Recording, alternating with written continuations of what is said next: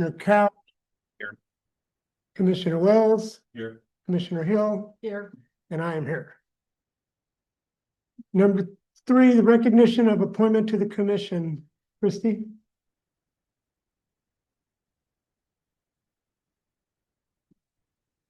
So tonight we're here to introduce Tom Reed as newest planning commissioner for the city of Lemoore, and I'm going to administrate the oath of office at this time.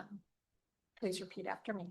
I, Tom Reed, do solemnly swear that I will support and defend the Constitution of the United States and the Constitution of the state of California against all enemies, foreign and domestic, that I will bear true faith and allegiance to the Constitution of the United States, That I will bear full faith and allegiance to the Constitution of the United States.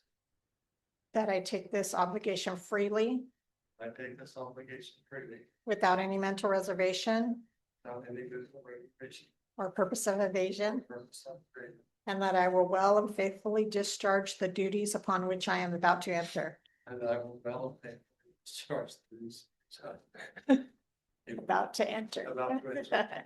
Thank you very much. And so you can either take a seat at the dais and speak about yourself, whatever you'd like to tell, or you can speak from the podium.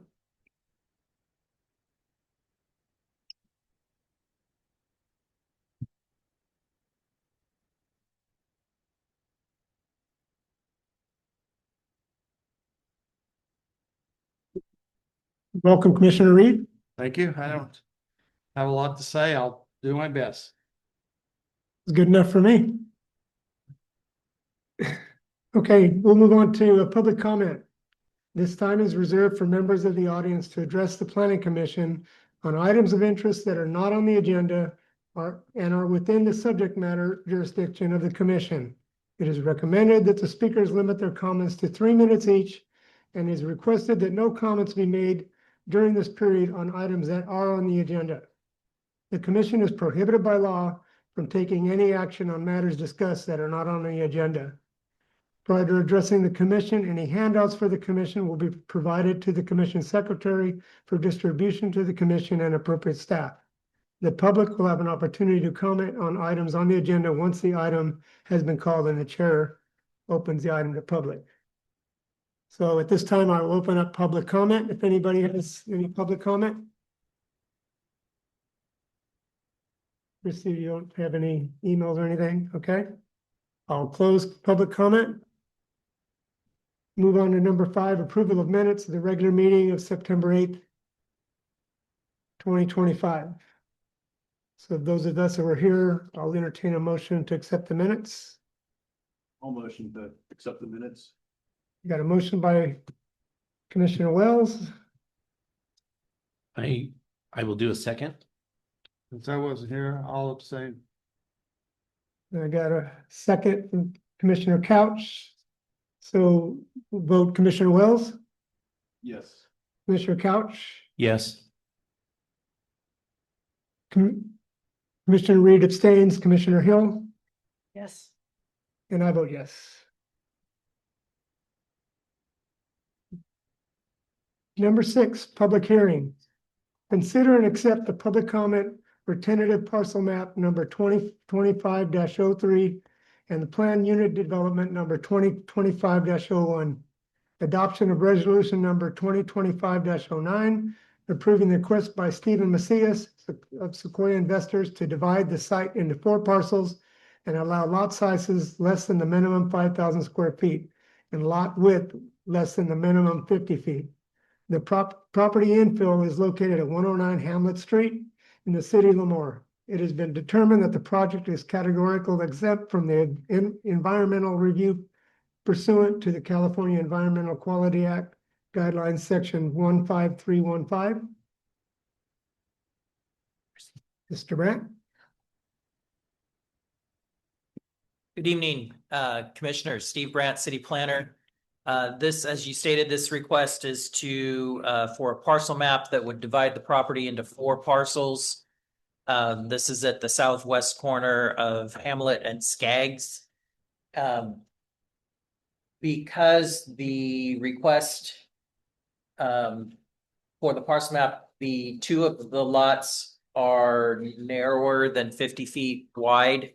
And because of that, the PUD is required to override the standard 50-foot lot depth. And so that's also part of the tentative map. Go to the next slide. Was that the depth or width? On the The 50 feet? width is too narrow, is narrower than standard. So the property owners, Sequoia Investors, Stephen Macias, the zoning there is traditional neighborhood residential, which is the zone that we use in the older residential areas that have more of a grid street pattern. It's just a little bit less than a half of an acre. And you can see there on the corner, the site has a number of large oak trees, which I'm gonna talk about in just a second. Go to the next slide. So you can see there the different parcel sizes there. The site's intended to accommodate 4 single-family dwellings. And there's a site plan, which I'm going to show. It shows the proposed dwelling units with the building setbacks modified by the PUD. Go to the next slide. You've got the this is the parcel map. So all of the homes would front onto Hamlet, with Skaggs being the side yard. And then if you go to the site plan, you can see the outlines of some of the trees, so they'll need to be removed. In looking at the trees, because the valley oak trees are one tree that we protect and require mitigation for. Several of the trees are right underneath power lines, and so we did not think that we should require mitigation for those because they're going to have to come out at some point anyway. Some of them are already cropped in ways that are not good for the tree. So, but there were 2 trees left that could stay there healthily. One I think was 20-inch diameter, one's 32 inches. So the code states to do 1-to-1 mitigation, meaning for every inch that you're taking out, you need to replace it with the same number of inches. So standard new tree is about 1 inch in diameter, so that means 52 trees. So that's a lot of trees, and there's not, the staff didn't know where we're gonna put them yet. We have a few ideas, but we won't do them all at once. So we did throw in the option that he can just pay the in lieu fees to the city. We'll put it in a fund, and then we can use them when we need to plant the mitigation trees.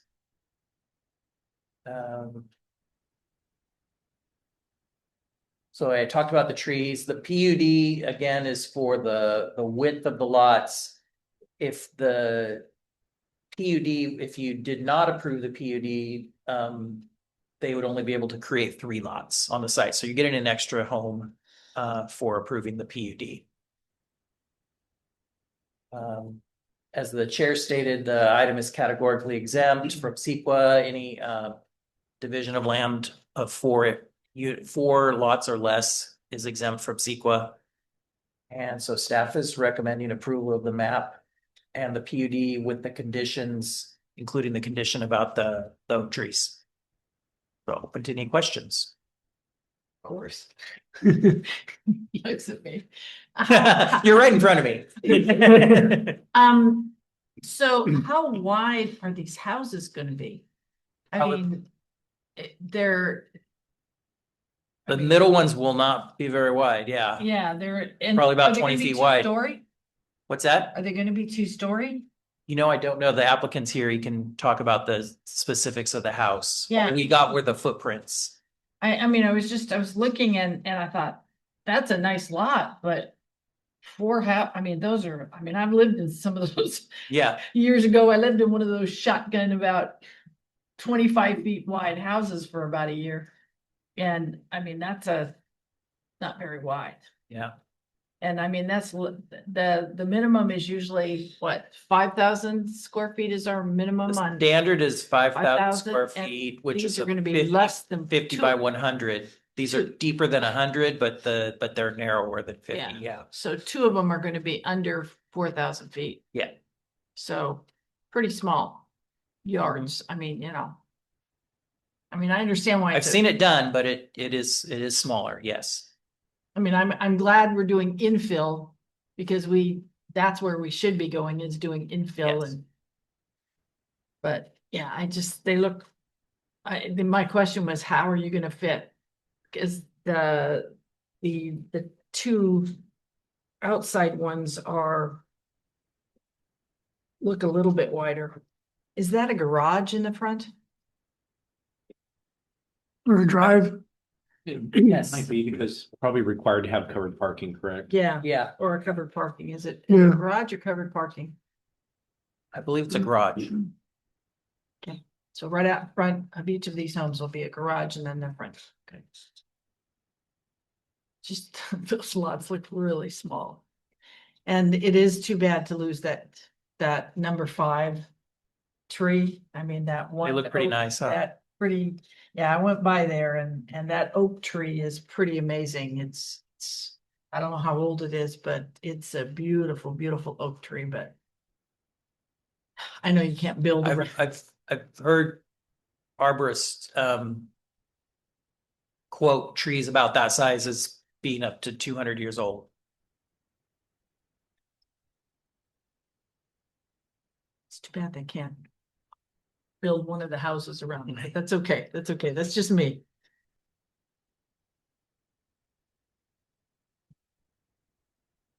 And then there's a sidewalk on the east side that will be going in, of course, with the improvement. Yeah, we'll put in full improvements. The north side already has a sidewalk. Mhm. Yeah. Okay. And that'll With the just curb- go to the property return, line. return at the corner. Okay. Yeah.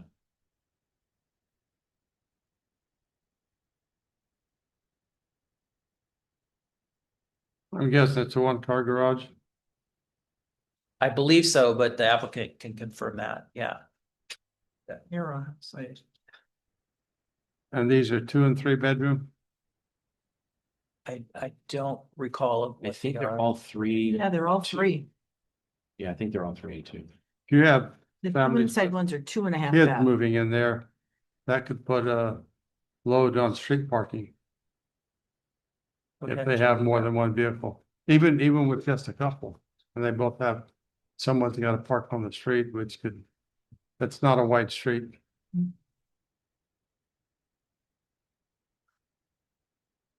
Yeah. The corner helps though, because you've got the stuff around the curb around the corner. What's the dotted line for the addition? What am I missing here? Dotted line is the setback line. Oh, gotcha. Okay. So- Okay. So that's showing the full extent Gotcha. and then the. Sorry, I thought it said Yeah. addition down there on lot 11. I was like, wait a minute, is there an option for an addition? Okay. Yeah, Gotcha. How much space is on the outside of the 4th lot, the innermost? The big one at the bottom. 10 foot. there's 10 feet from the property line to the house, that's typical off the lot, down at 10 foot. And not there down here. Oh, It says only 5 feet. It's the corner. It's 10. It's And 10. into the structure, 10 right? feet total, but and then it has to be 10 feet because there's a PUE, there's a public utility easement for the Oh, power lines. I see. Okay. Okay. Yeah, they're gonna have that there. Yeah, they got utilities all along the back there and then in front, because that's where the trees. You have some other trees there, but they aren't. There's some non-oak trees Yeah, some there non-oak as well, trees. yeah. So I was looking, I went, that one's not an oak tree. Yeah.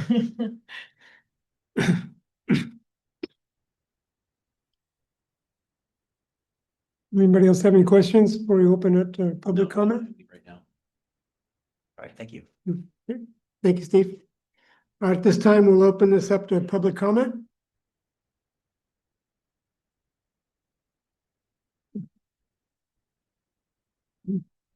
Hey, good evening, commissioners.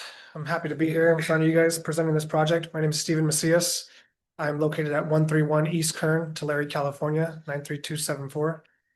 I did bring some floor plans for you to pass out.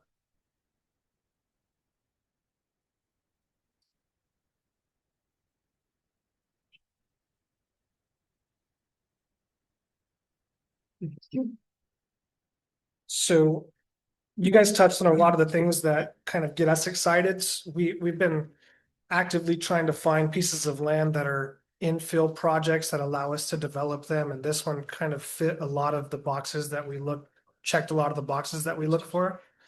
Infill near downtown, walking distance to local, areas and things like that. So we thought this would be a perfect project to develop.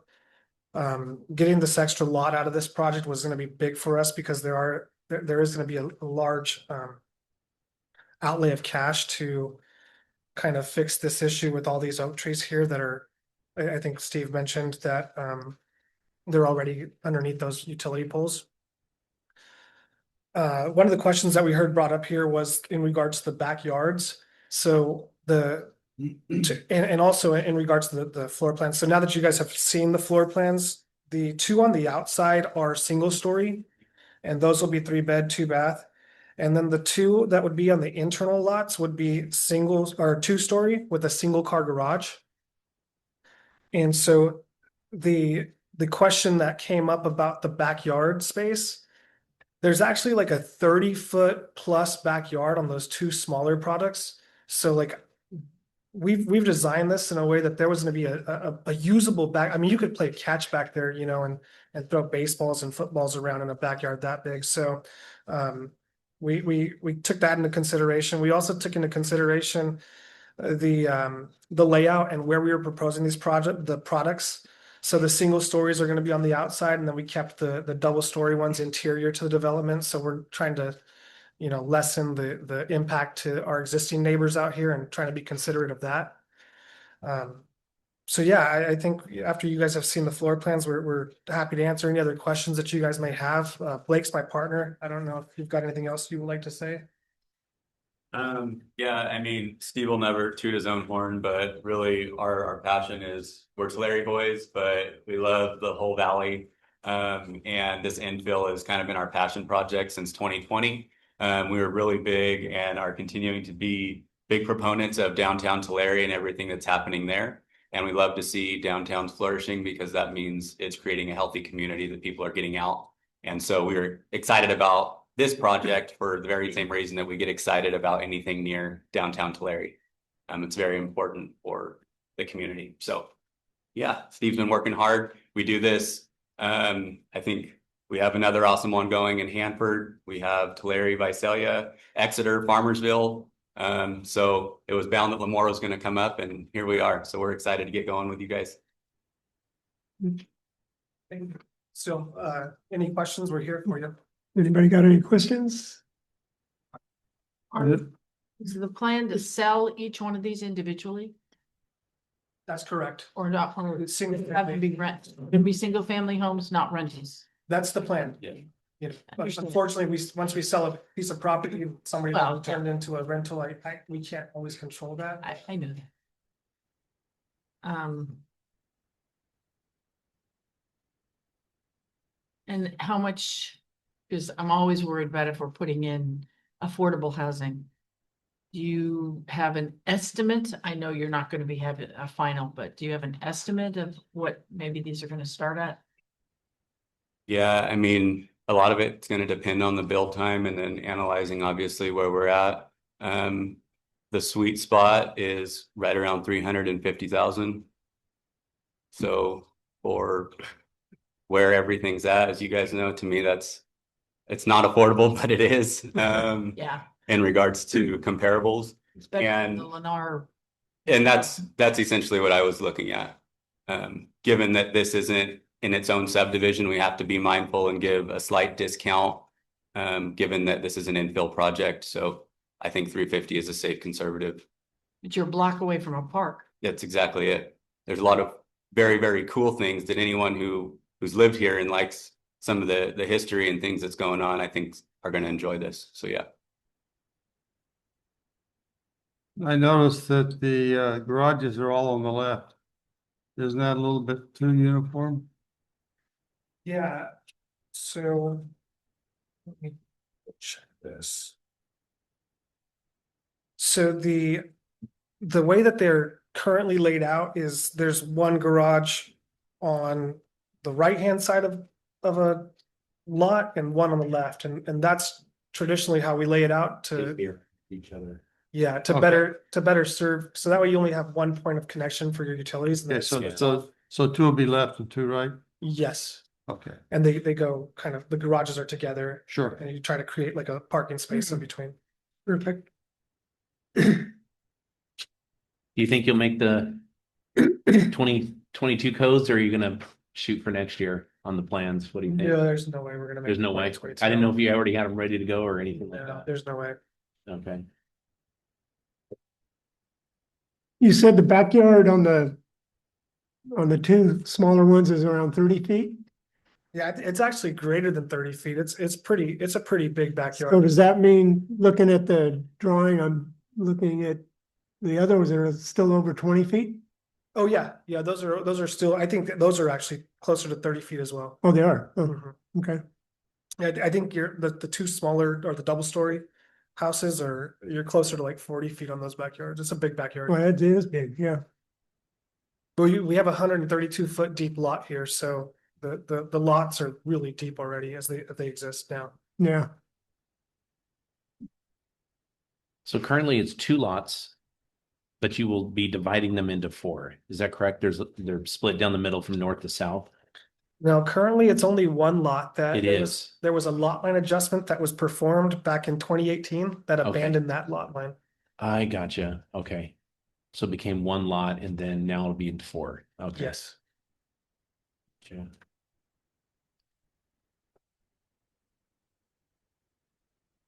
Not a lot of- My only comment is there's just not a lot of room between the houses. You know, but that's what you get when you do PUD. Yeah, we're still meeting city standard setbacks at 5 feet, so there is still 10 feet between houses. We didn't ask for any, relief on that. I think other developers are asking for 4 and 3 foot setbacks, and we kept it at 5. Yeah. I guess, Mike, another question seems kind of trifle, but where are they gonna put their trash cans? On the street or during Yeah. storage During the week? during the week? So So you've only got 5 feet to the fence. again, that's a traditional setbacks of 5 foot setbacks. I understand that, but you put a trash can in there and that basically blocks it. There's not a lot of room to get by. Yeah. Typically, I would store mine behind my gate.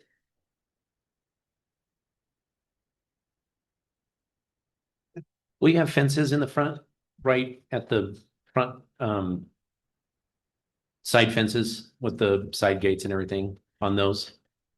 You'll have fences, right? In the, Correct, yeah. Okay. Not fences like picket fences out in the front along the right of way. no, but- no, no, I mean, Correct. at the building itself. Yes. Do you think, and this doesn't have anything to do with a decision, so don't worry.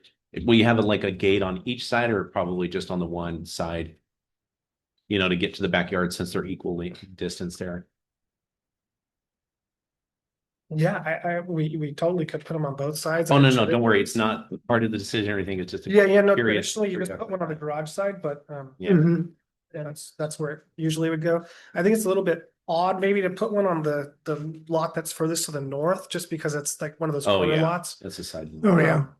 But yeah, that's something that you can consider. I think he was asking about the trash cans because we do have a city ordinance that you're not supposed to be able to see your trash cans out unless it's trash day. Oh, okay, yeah. So that I think was the Yeah, that was a The- follow-up to the oh, I'm sorry. commissioner here. Oh, sorry. No, that's what I was trying to do is follow up with his concern about the garbage cans. If you'll have a gate, then that could keep them out of sight. Yeah, Yeah. for sure. There will be fences here with side gates for sure Yeah. that, but again, the commissioner's comment about, that blocking that pathway back there is heard.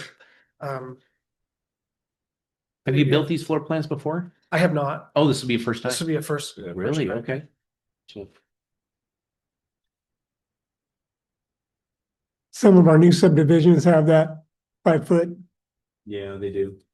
section next to the garage. And I don't know how they get if they put their trash cans back there or not, but it is big enough. Yeah. Fairly. Somehow they make So, it. I so don't they know of a can, house anymore that's not 5 feet. yeah, I think we used to have it with the 2-story. I think we changed that a couple of years ago. It used to have to be 10 foot. Right? So yeah, we changed that a couple of years ago, I think, when it came before us. So we thought about we built some apartments over in Tulare. It's a duplex. Yeah. It's at the intersection of Cross and Cherry. And thinking about trash cans, because that was something that I think about. I don't like to see them, like to have them stored. So we created a storage place inside of the garage for them. Did you? And that was good. I thought it was good. What ends up happening is, well, you take out, your used or dirty meat bag that you use to Oh. cook meat on Monday, and your trash doesn't come till Friday.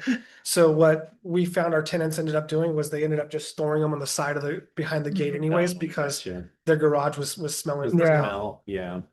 That was, again, something we try to think proactively on, especially like if your gardener comes, we have green waste over there too. Your gardener comes on Monday, that stuff can start getting pretty stinky too. In Yeah. the garage, so, luckily we have a gardener at our apartment that he hauls off the green waste, so that's not an issue, but the trash was an issue, so they typically store them outside of the garage anyways. Yeah. Well, I asked about the floor plan because beautiful floor plan. I really do like it.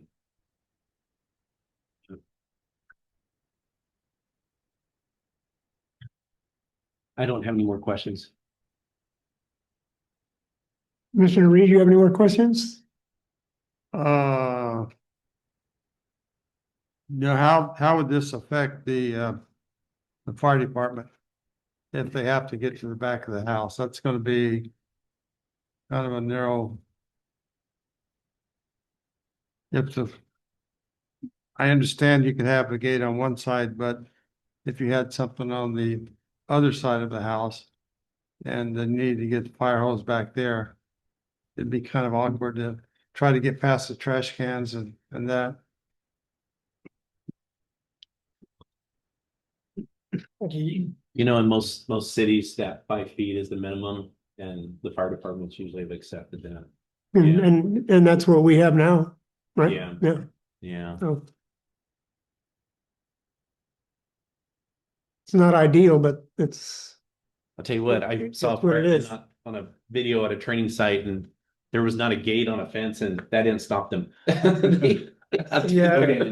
Yeah, they got their own entry. That I guess They were that would worried be my later. response too, is I think this is, a 5 foot side yard setback is standard, and so my guess would be that the firefighters are trained to maneuver, but I can't really speak on that. I'm not And these houses will be sprinklered also, right? they'll I mean, have to be, correct. Yeah, they have. Yeah, they have to be. This is just an observation. You have a washer and dryer on the 2-story, you have a washer dryer downstairs, and you have a stack washer dryer upstairs. Yeah. That's interesting.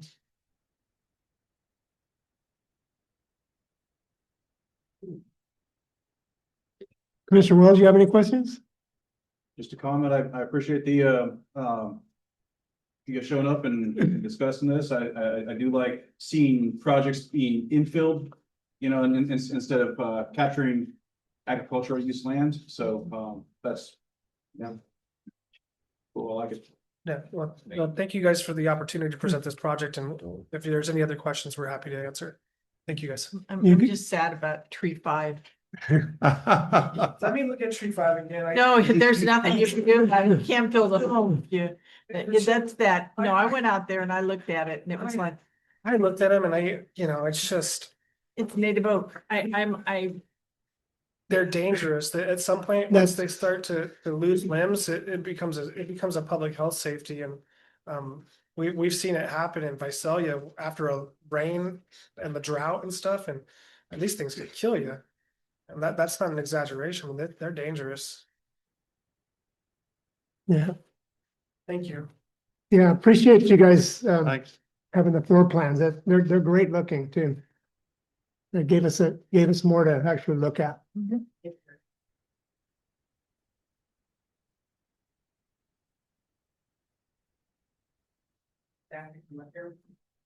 Sure do. I'm Maureen Azevedo. I live at 21 Hamlet Street, so I received the notification. I just, no, I think it's great. It looked great. My question, and it's probably on here, but I can't read it. It's so small. But is there a sidewalk in there? Because currently there's no sidewalk On in that Hamlet. whole block area. On Hamlet.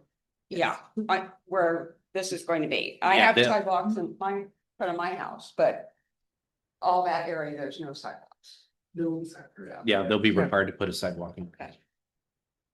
And then they will be landscaped? Yes. The fronts, okay. No, I think it looks great. Thank you. Well, that's good to hear from a possible neighbor. Any other public comment? Okay, I'll close that. There's. Go ahead, Steve. Oh, go ahead. Just here for more questions, in case you have any. Anybody have any other questions for Steve before we? And so I did see that it does say staff does recommend, correct? Yes. Okay. So, yeah, and I made it, so because this is a PUD, it's going to city council. So your decision is a recommendation to the council. Right. Gotcha.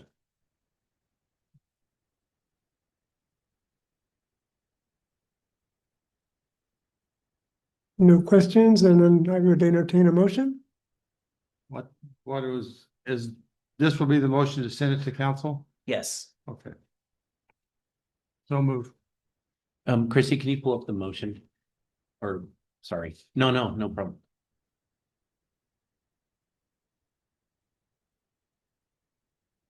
And it Oh, there it is right there. districts, There it is. it sets up the new districts. Okay, I move to adopt resolution number 2025-09, approving tenant parcel map number 2025-03 and planned unit development number 2025-01 with the included findings and conditions. I'll second that. Perfect. Okay, I have a motion by Commissioner Reed to adopt the resolution, a second by Commissioner Wells. We'll go to vote. Commissioner Reed, Aye. Commissioner Wells, Aye. Commissioner Couch, Aye. Commissioner Hill, I, and I vote aye. Thank you. Thank you.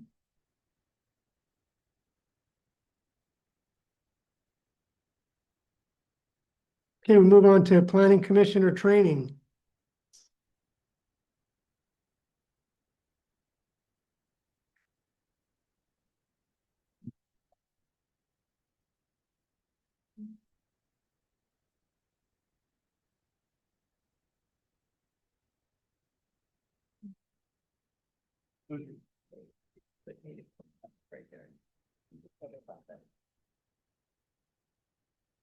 So we'll have it switch to you, so you can. think I start trying to read those things online and it's like. Finally with the plans, I found, yeah, I took out my phone. And I was. Yeah, exactly. I'm gonna see what some of them said. No, I usually have. Well, thank you. We, Chrissy and I were talking and we were like, we haven't done any training in a while. And so, wanted to put this together. This is gonna get kind of in the weeds and this is like real basic level foundation. So I'm gonna get a little legal partway through. But I think when I was putting together what I wanted to say, because I could talk on so many different topics, but I was thinking about the question of what am I really doing when I'm sitting here as a commissioner? Like, what is my role as the commissioner? I'm not on the council, I'm on a planning commission. How do I fit into the whole big picture of decision making? So we're gonna really get into that. And you can stop me anytime. We can take as long as you want or as short as you want, and you can come back later with questions, that's fine. So looking at the agenda, we're gonna talk about the general plan, zoning, project review, what a typical planning commission hearing is like. You just went through one. The contents of a resolution to show you, okay, what is it all really meaning, everything in it. I'll do the basics for CEQA and NEPA. And then we'll talk about some hot topics, which they're really hot topics that are coming from the statewide hot topics. I know we have some of our own local hot topics, but this is trying to give you a sense of, well, here's what the state is telling planners statewide. So we go to the general plan. You hear about the general plan, have things like it has to be consistent with the general plan, has to be consistent with the general plan. So we have a general plan. Every city and county in the state is required to have a general plan. And it's meant to be a long range plan. So you update it every 12 to 20 years. There's no set timeline, but once it's getting towards 20 years, you can tell it's feeling a little stale. It's time to do an update. Steve, does the state say you have to update every so often, or do they just say you have to have one? Like, can you have one that's 30 years old? You can, but you're ever opening yourself up to some risk. Okay. Okay. I know a few cities around here that have them that are that old. Okay. But they're a lot smaller than Lemoore population wide, so they kind of fly under the radar. And is it a cost issue also for Yes, them? Is that because they're expensive, and it's not so much the general plan, but you also have to do a general plan EIR with it, and that can be very expensive because now you're looking at a comprehensive what are environmental impacts for an entire city over a 20-year period. It does take some work. So the general plan establishes your community vision and your goals. What it does is it ensures consistency in the direction for future development. So as you know, councils change every 2 years. You need to have some consistency, something that every council, present and future, can rely upon and see, okay, here's our direction, here's where we're going. The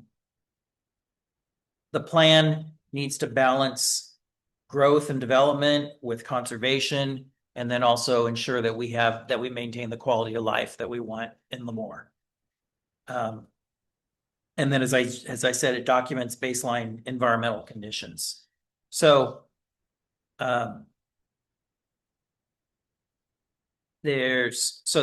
again, it's the kind of the planners we're looking at it every day on, is what is being proposed, is this the general plan?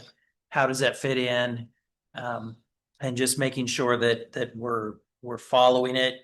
When you think like, in a way, every council decision has to be consistent. If it's blatantly inconsistent, they should not be making that decision. So if it's like they make a decision, we're going to run a sewer line 4 miles this way. Well, that's not consistent with the general plan because the general plan's not calling for development in that area. So things like that. So what's in a general plan? The law calls the different topics elements. So we call them general plan elements. They can be organized by chapter, but don't have to necessarily be organized like each one have a chapter. They just that the topics are covered. So on the left is what's required by the state, land use, circulation, open space and conservation, noise, safety, housing, environmental justice, and air quality. Air quality is an interesting one because it's only required for San Joaquin Valley jurisdictions.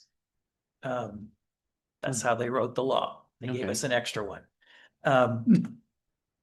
Now, you can do more than this. So some general plans have an economic development element. Some county general plans have an ag element. Kings County has a dairy element, so it's very specific. So Lemoore's current general plan that was adopted in 2008, you can see what it has on the right. What the current general plan, it's missing environmental justice and air quality, and that's because at the time, those were not required. Those requirements came after 2008. So the next time we do one, we're going to need to add those into the plan. Something that's unique about the housing element is it's the only portion of the general plan that the state has to certify that you did it correctly. So what they do is, and what happens in practice is that the housing element is usually a separate document that is done on a separate timeline from the rest of the general plan. So we're going through that right now. Trying to get our housing element approved and then get the state to approve it.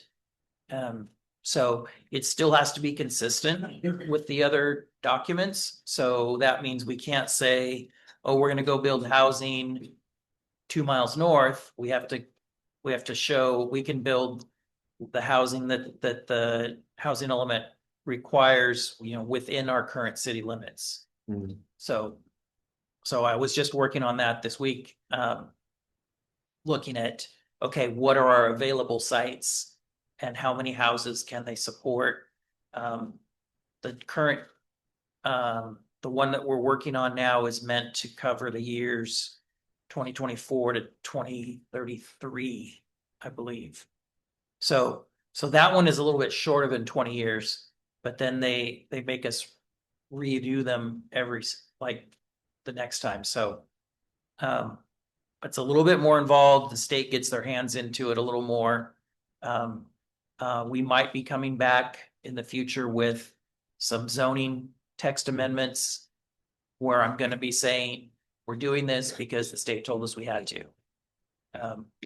So In the housing, do they have anything they specifically talk to about affordable housing in our community? yes.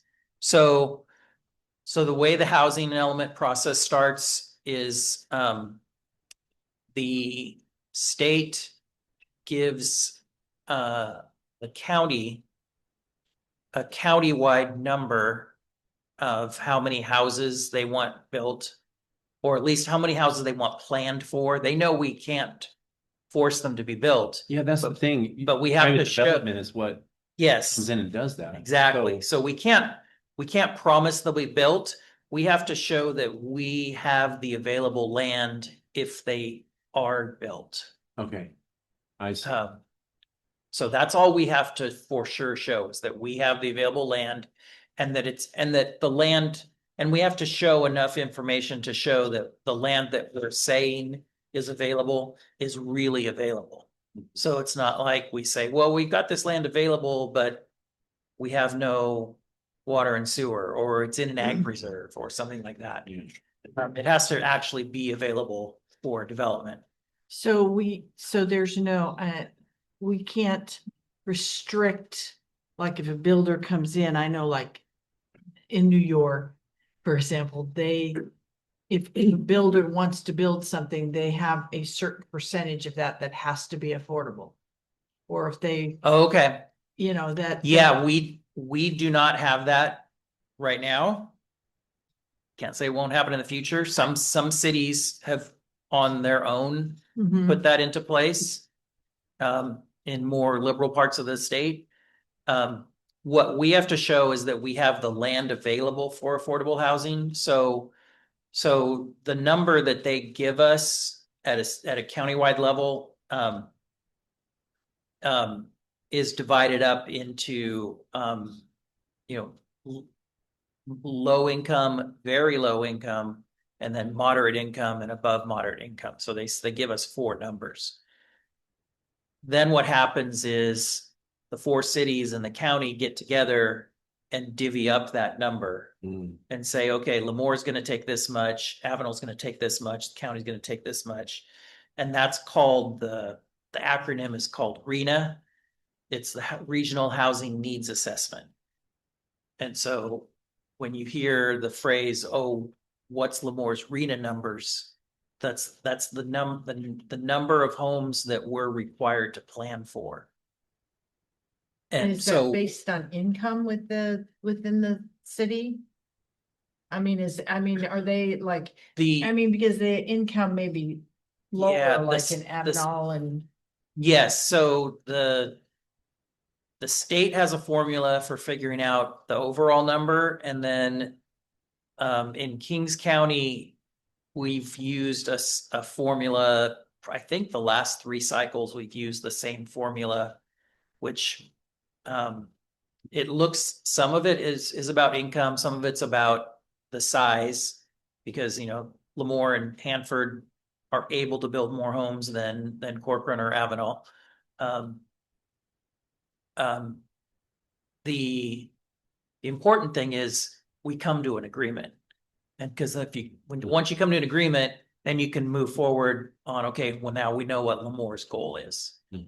Some counties I've heard spend a lot of time arguing about, who should get what housing. So I would say I've worked in almost every county in the valley, and I will say Kings County and its cities get along probably the best of any county that we've got. I mean, you look, Fresno County and Fresno are suing each other every other day. Oh, So that huge. yeah, Huge, CEQA yeah. issue. in Yes. South Fresno, yeah. So the fact that we work together pretty well is a positive thing. Okay. Steve, real quick, not to yeah. get you off track. No, that's right. So last time we adopted a plan was 2008. Is there plans for Lemoore to adopt and work on a new general plan in the near future? Yes. Okay, were you going to get to that? I was just going to touch on it. Christy's been working on it more than me. Okay. But yes, there is an effort to gear up to start another general plan update process. Okay, gotcha. And if you update it, you're gonna have to include the environmental justice and, Yes, we will. and so. Do you think you might, oh, sorry. Huh? Do you think you might remove some of those that you already have from 2008? Remove some of Those, the elements, or you Oh, keep those, like well- outdated elements or something, Or is that You wait know, till we start working on it it? depends on once you get into it. I mean, the public utilities element is technically not required, but Yeah. I think it's important. Because I've written a couple general plans, and I think it's helpful to have, even if you just have a few policies, it's not like you're planning out exactly where the utilities are going. That's more for like a water master plan Yeah. or a sewer master plan. But to at least have some policies in place to help guide the city, I think is important. So yeah, every general plan, it's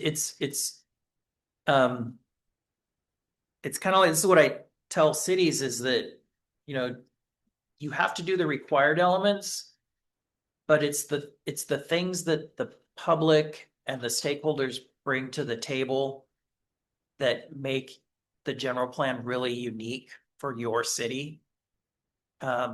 Otherwise, it just sounds like every other general plan, and then your city is like every other city. So you have to be able to bring some things in to say, okay, what's unique about Lemoore? What can we do to make this special? What can we do to keep the good things going and to turn around the things that aren't doing so well. And where does, do they talk about water at all in the general plan? Or, Yes, but at more of a policy level. We have things like urban water master plans and a water master plan that we have to do. And that's talks more about the technical aspect of the supply and distribution. So, cause I mean, that's one of my concerns with the how, putting in houses. yes, is- things are is- really is- changing. That, yeah, in the valley here, it's about water, Mhm. Yeah. I mean, that's. I mean, my mind is still, we've got 1,000 houses that are right now pending to being built. And I keep thinking, I mean, this week we wouldn't think about the water, but in the middle of summer, we Sure. think about where's the water and where's the, some of the other things, the electricity. There is a report that we're working on that looks at long-term water supply for Lemoore. So it's still in a draft phase, but when that's ready to come forward, we can present a copy to the commission. Okay, let's keep going. So the next slide, that shows the current land use diagram. So you can see, when we plan for land use and circulation, we plan beyond the city limits because we know that the city is going to grow. So this shows the limits of where we're currently planning. For those of you that were here when we approved the Lacey Ranch project, you can see that on the north end. And you can kind of tell how that was originally not in the general plan. And we added it in. So that's kind of why it juts out to the north. Who's yours too? Yeah, and Mr. Reed. Some of us lost our monitor. Oh, just some of us. I got mine. Yeah, you did. Yeah.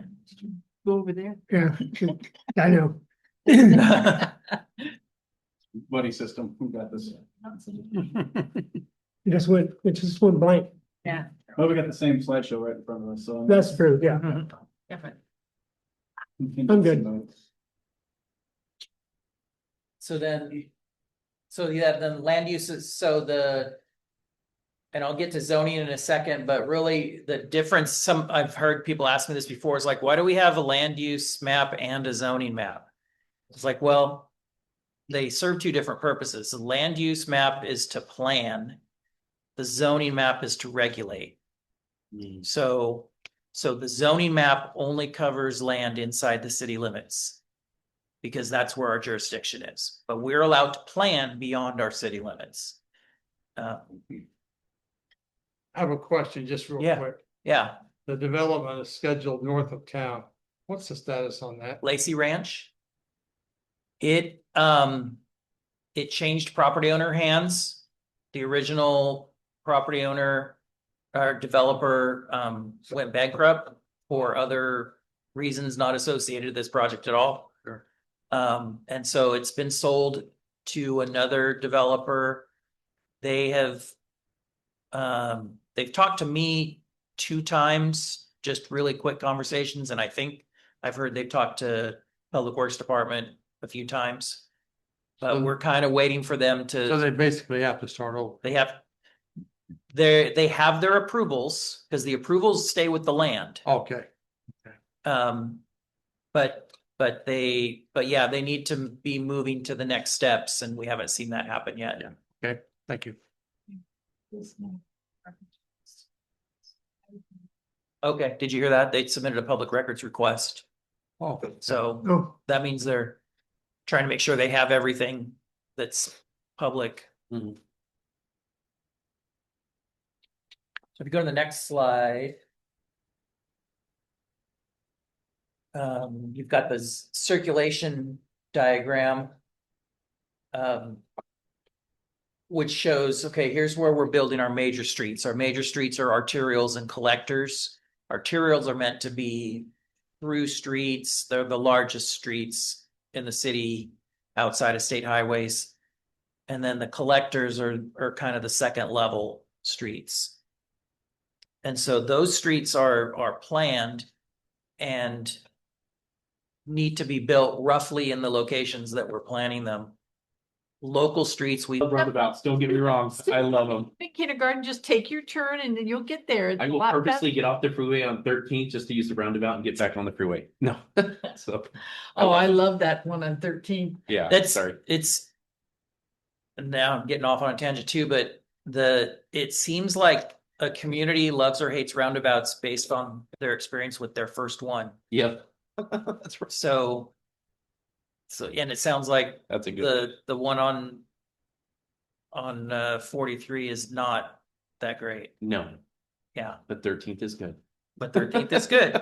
I know I grew up in Reedley and was paying attention when they got their first roundabout. My dad still lives there and he confirmed, he said, yeah, the whole town is gonna hate it. They hate it.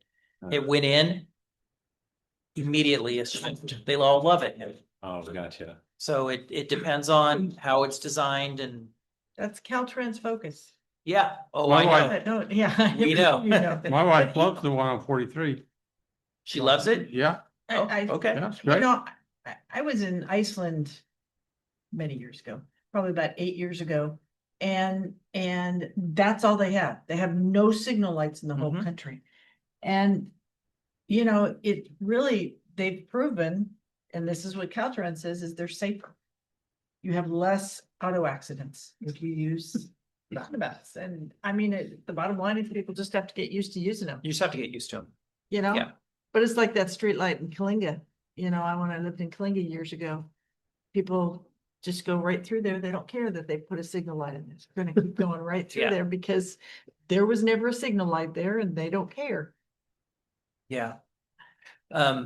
Since I've got engineers in our firm, I can tell you roundabouts are more expensive to build, but their maintenance over time is way less Oh, okay. because you don't have the Right. signals that you got to change bulbs and Oh, man, I thought they were electricity, stuff like cheaper to that. build and. They're not cheaper to build. Really? They're more Okay. expensive to build. Wow. But the engineering, Term, the engineering that goes into it is a lot more involved. Oh, I see. Okay. but long term, they're cheaper. Look, the long term with the And maintenance. if we makes have it less cheaper. accidents because people aren't blowing through signals. Yeah. Everybody slows down for them, or supposed to. Yeah. We're supposed to. Well, they're designed so that people slow down. Yeah. So. Yeah, okay, so that's circulation. So if you go to the next slide. So this is talking about general plan implementation. So a plan is just a plan. The plan is kind of like telling the city council, okay, here's your plan. And then it's like, okay, how are you going to implement it? How are you going to make sure that it happens? Well, these are some of the ways you make it happen. One, you have a zoning ordinance that's consistent with your general plan. And a zoning ordinance, as I'm going to show in a second, is made up of 3 sections, really. It's what uses are allowed in your zone, what are your development standards, and what are the procedures for approvals. Subdivision ordinance is similar.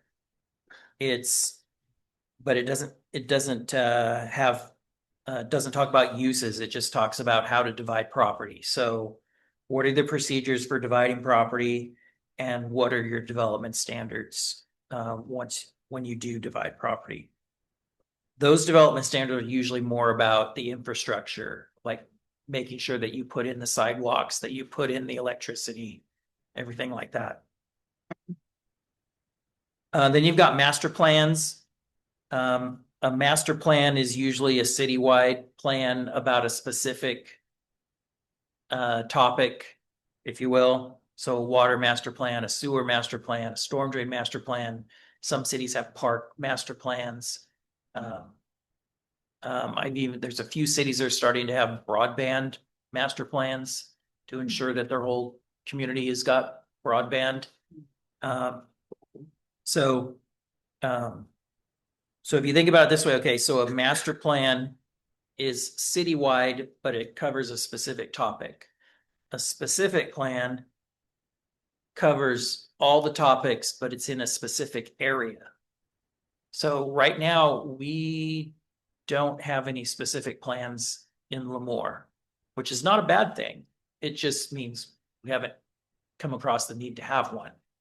But so you'd use a specific plan if you are really wanting to dial in a development in a certain neighborhood or a certain block.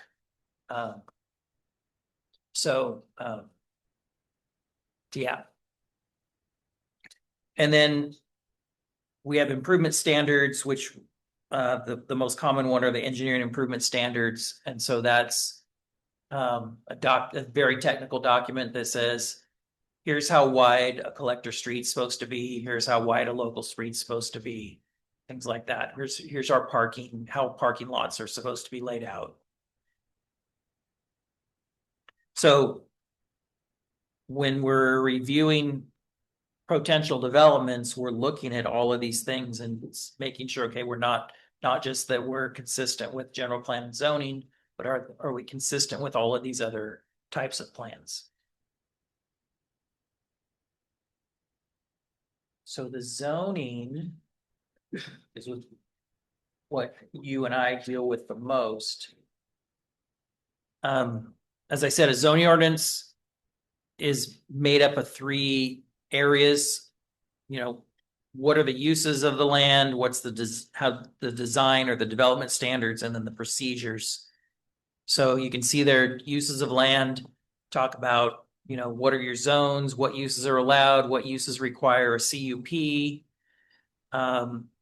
temporary uses, what is a non-conforming use and what can they do if they have a non-conforming use.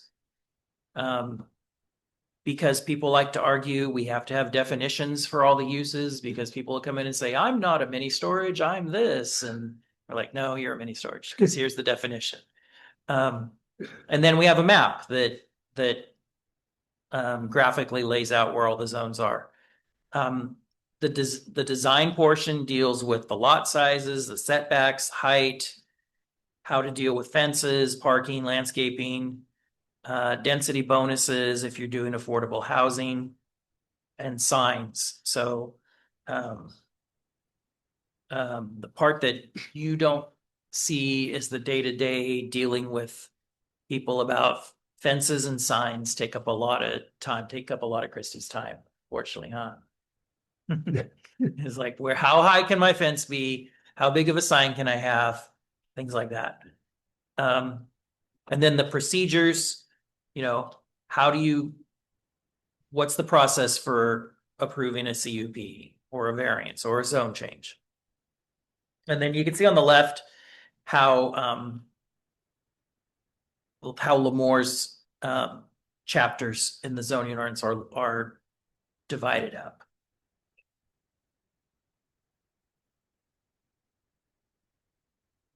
And then this is our zoning map. So again, you can see the zoning map only covers areas inside the city limits. A lot of times the general plan, land use, and the zoning, it's a 1-to-1 relationship. So like low density residential land use goes to low density residential zoning, but there's also some where you can have more than one type of zone in the same land use. So it just depends on how this city's particular general plan and zoning are laid out.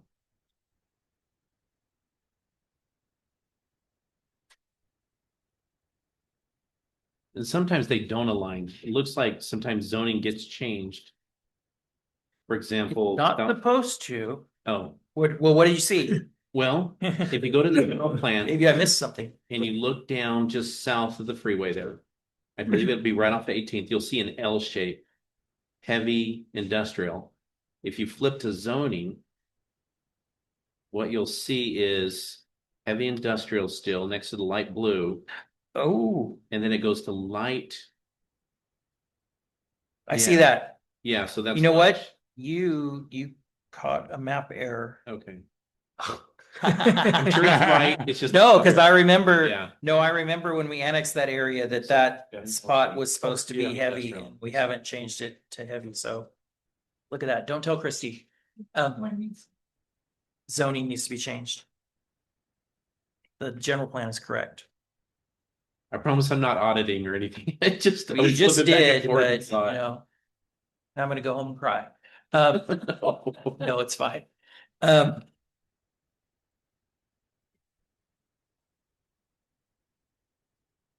Yeah, so the zoning, in the staff report, there were some links. One of the links is we have a GIS site that the public can look at. So you can see all of these maps. They won't have the same legends around the edge, but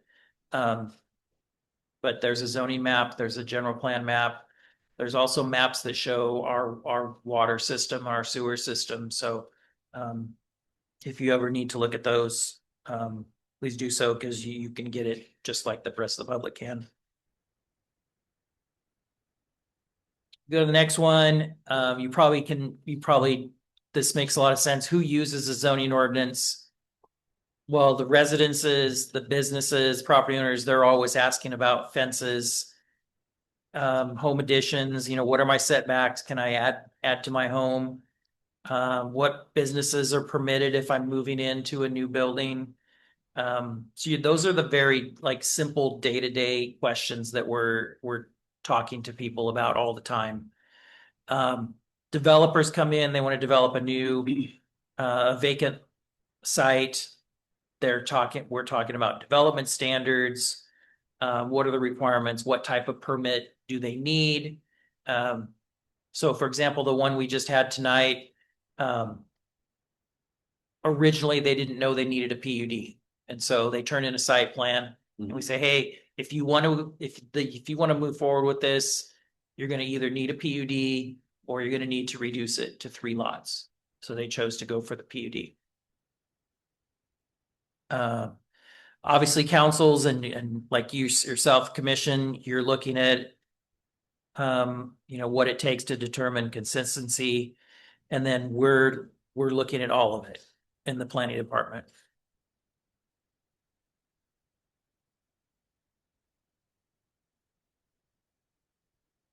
Okay, this is where I get really wonky. But I think it's important, especially to help you see, okay, here's what our role really is. So as you know, federal government has 3 branches: executive, legislative, judicial. We pride ourselves in that they're separate but equal branches. City councils, they act like all 3, but not all at the same time. So sometimes they're legislators, sometimes they're judges, sometimes they're making executive decisions. So in planning circles, we kind of call those quasi-judicial or quasi-legislative, because it's like they're making decisions that are like legislative decisions or they're like judicial decisions. So when a city has a planning commission, they're delegating most of their quasi-judicial decisions to you. They're saying, hey, for use permits, tentative maps, all the things where you have to act like a judge, we're going to delegate that to a planning commission. Some cities don't have planning commissions. Lindsay doesn't have a planning commission. Porterville doesn't have a planning commission. So all of these decisions that you're making in those cities, they have to go all the way to council. But most cities do have planning commissions. The quasi-legislative decisions have to be made by a council. And so that is why I said, hey, because there's a PUD, this has to go to council. If it was just a map, you could have approved it here at this level. But a PUD is a legislative act because it's modifying zoning, which was a legislative action. We'll get some examples there in a second. quasi-executive or administrative actions, most of those are delegated either to the city manager, the community development director, or the public works director. There's a lot of places in the zoning ordinance that says the community development director shall, community director development. So there's a lot of places where the zoning ordinance delegates the decision to the community development director. And there's a lot of places in the subdivision ordinance where the public works director is delegated a lot of authority. So when you look at project reviews, what are examples of executive actions? Building permits, lot line adjustments, sign permits, zone clearance, which zone clearance is what Christie does mostly, of looking at a building permit and saying, does this building permit comply with all the zoning regulations? Because the building inspectors are only looking at the building code. And so we're looking at the zoning to make sure it's also following that. So those are executive actions. They're done by staff. And as we'll talk about in a second, they don't require any CEQA documentation, because CEQA doesn't apply to, CEQA only applies to projects where there's discretion. And on these types of actions, we don't have discretion. We can't deny a building permit. We can just keep telling them, you're not meeting it, you're not meeting it. But once they meet it, it has to be approved. You can never say, no, you can't build, I can't issue this building permit. Remind me, what does CEQA stand for? California Environmental Quality Act. Good, that's a good question. So legislative actions are changes to the general plan, changes to zoning, annexations. So so if the city decides I want to annex this land, that's a legislative act. And then any new ordinances, no matter if it's zoning or not. So those have to be approved by council, but the law also says that any changes that the council makes to the zoning ordinance, your planning commission has to make a recommendation first. So that's in state law that a zoning change, whether to the map or to the text, has to come to the planning commission first and then go to the city council. And if you don't have a planning commission, then Then it just goes It's straight to just- council. Really quick, where Yeah. would John Q. Public go to just update zoning change, like to initiate the process? I don't know if it's gonna get passed or not, but where would? He'd start at the planning department Okay. and we'd talk to him about what he's wanting to do. Yeah. And then there's an application fee for asking for a zone change. And we'd bring it through the process. Makes sense. Have you ever got a request for a zone change where you're like, this will never happen? And then you still let the process go on though? Have you ever seen anything like that? Yeah, Okay, but you still let the process go through, right?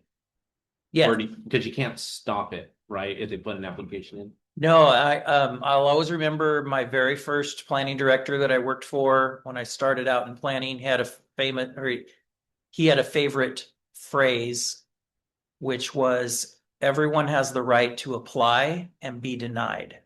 Okay. malicious Very good. compliance.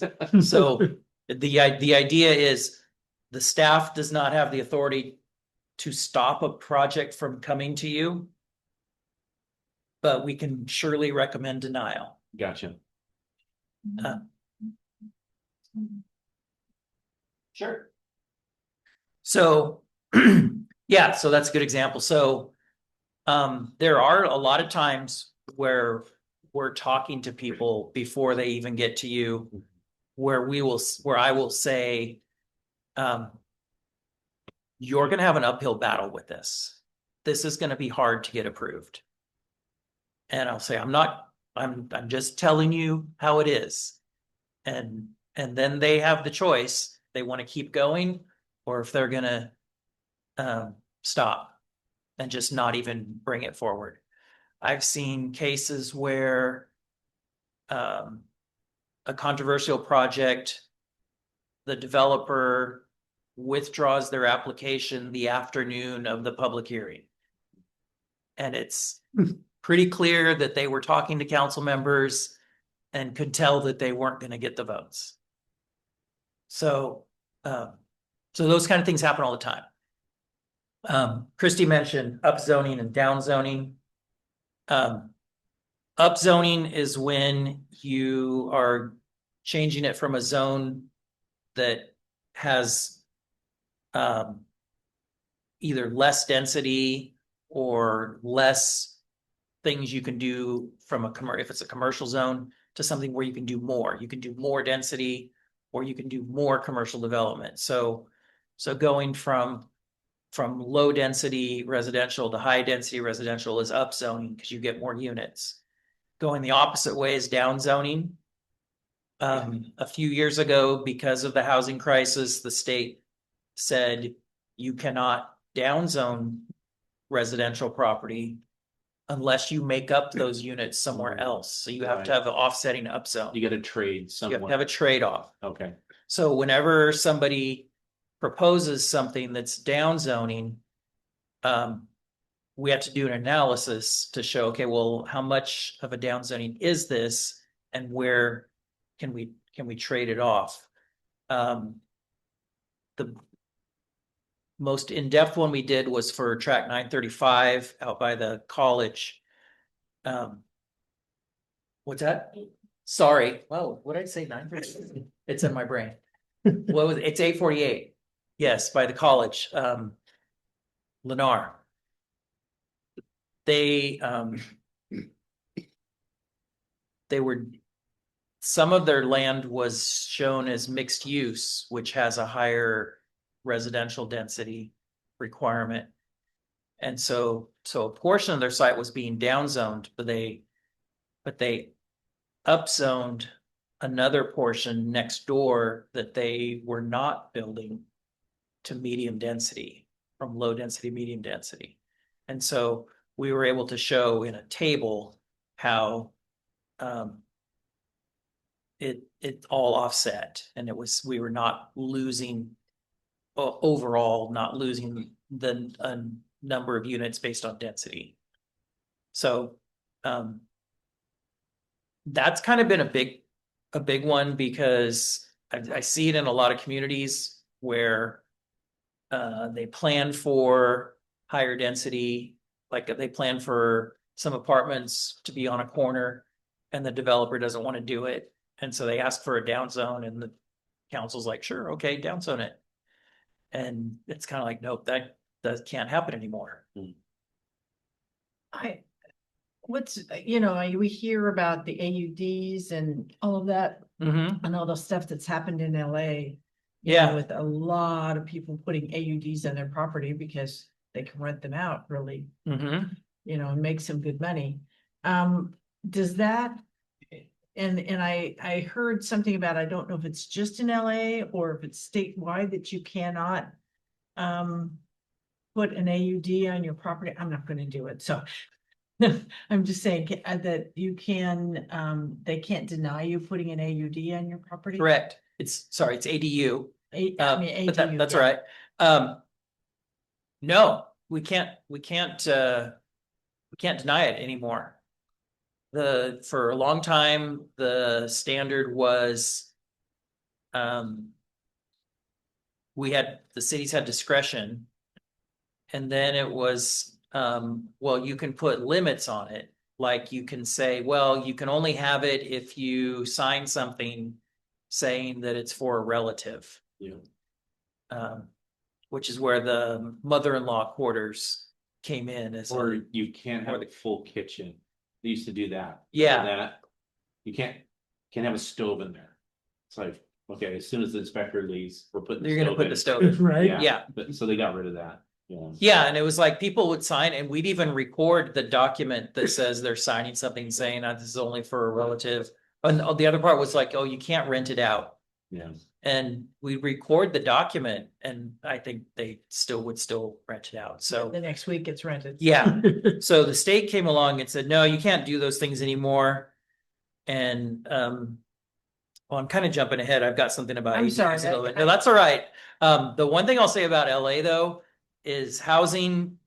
The housing issues in LA are so different Mhm. than are that they're here. They care about things like height limits because that determines, oh, can I tear down my 2-story apartment to build a 4-story or a 6-story? And we don't have those kind of things happening here. In fact, most of their new housing is in their housing element is tear down and rebuild. Yeah. Because they don't have vacant land. And their RENA numbers are much, much higher than the state put a lot of extra housing responsibility onto the LA basin and the San Francisco Bay Area. That's where a lot of the people That's live. where people want to live, yeah. And it's expensive housing. And Mhm. I mean, there's, Okay, so. Go to the next one. So this table is actually in your zoning ordinance, so it lists every type of permit that the zoning ordinance talks about. And then it lists, okay, who is the authority to review and approve these permits? So you can see the administrative permits are approved at by the planning director. The quasi judicial are recommended by staff and approved by the planning commission, and then they can be appealed to council. And then the legislative ones have to go all the way to council. is there anybody beyond council they can appeal something to? No, I mean, because this is a take it to local court. zoning issue. Okay. They So- can take you to court. Mhm. That would be which- the only appeal beyond is to take it to court, see if. Yeah, but the threshold for winning in court on a land use issue is pretty high. You have to show that, I've lost the phrase right now, but you have to show that the council was basically not doing their duty. Not just, oh, I think another decision was better. They have to show that they were doing something wrong in making their decision. Now, suing over a CEQA document is a lot easier, which is why that's what you always see. If somebody doesn't like your project, they're gonna attack your CEQA document. And even then, the judge can't deny a project. They could just put a delay on it and tell the developer, you need to go back and do a better CEQA document. So if the developer has enough money to withstand the challenge and to redo their CEQA document, it's gonna go through anyways. A lot of times it's the developers that don't have that money that say, okay, you beat me, I'm walking away. Anyways, okay, I'm gonna go through this really quick because I think you know it. Next one. Typical planning commission meeting follows this type of process in just about any planning commission that you're gonna go to. The chair introduces the project, the staff does the staff report, questions for staff, public hearing, public gets to talk. Some commissions actually make the proponents talk first and then the opponents. I think that's maybe appropriate in a much larger setting. Yeah, like you have a huge room full of Huge people. room full of Let's hear the people. Pros, let's hear the Yeah. cons, okay. Steve, But can I most interrupt? cities don't do that. Yeah, go ahead. The public gets to talk. Now, remind me, are we allowed to interact with the public when they're talking? Like, Yeah. let's say, okay, Yes, you can. You can ask them questions. gotcha. We can ask them Because questions. remember, what you're doing in most of these settings is you're acting like a judge. Right. So you okay. can ask questions. Now, the one thing I get confused about a little bit is, let's say it gets heated or something like that. We have the public talking, we have a developer.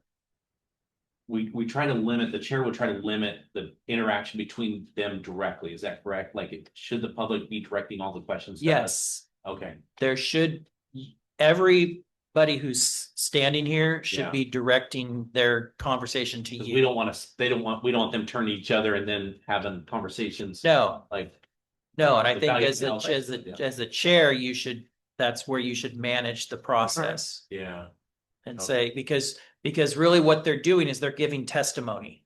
gotcha. Okay. And it's not meant to be a conversation. If they want to have a conversation, go out, go in the back and, Yeah. and talk. Okay. But We've seen it a few times, but I know. pretty rare. I think there was one Yeah. time I said, please direct your comments to us. and that's totally I think it was appropriate. like 2 years ago where I had to do that. That's so. totally appropriate because you, it's gotta be, what's the word? Organized. Yeah. You want to have And then if organized- the developer's talking, they're off the record, we can't hear them, they're not in the microphone, and that's another. yeah, and that's the other thing, is like, Yeah, even if I turn around like this, yeah. it's not gonna get picked up on the recording. Okay. Because that was happening at the council meeting last week even, and I was listening on Zoom. And when the person standing here was turning around and talking to the audience, I couldn't hear what he was saying. Yeah. So yeah, so that's one what you've got to keep the conversation civil. Now some commissions have they're more hung up on, the developer gets one shot to talk and then that's it. So a lot of times if it's controversial, the developer will want to get up and rebut at the end. And I mean, you can do whatever you want. My personal view is they paid for this hearing. Let's give them a chance to say Right. what they want to say. But to have continual people coming back again, well, now I want to say this, well, now I want to say that. At some point, you can cut that off. And also, if you do have a large crowd and you've got the people that are opposed are wanting to, use their numbers to make their point. At some point, you can say, hey, does anybody have any new testimony? Because I'm hearing the same thing. I mean, and you have to admit, the chair, you have to use your judgment on that. Right. None of you have ever witnessed anything like that in one of our meetings, but I have. So No, I have not. No. one time, and it was packed. It can happen. Yeah. Was it for that weed store that was put Uh-huh. in? Yeah, figured. Mm, It's not in there. Yeah. No, I mean, and my father's not a planner, but he's been on a lot of boards and committees and things, and he said something to me one time that made a lot of sense. He goes, because we're kind of following Robert's Rules of Order, but not to the T. And he said when your discussion is not controversial, you can be casual with Right. Robert's Rules of Order. When it gets more heated, that's when you need to be more precise and say, okay, no, you have 5 minutes to speak, then the next person gets to speak, things like that. And again, it's up to the chair on their running the meeting.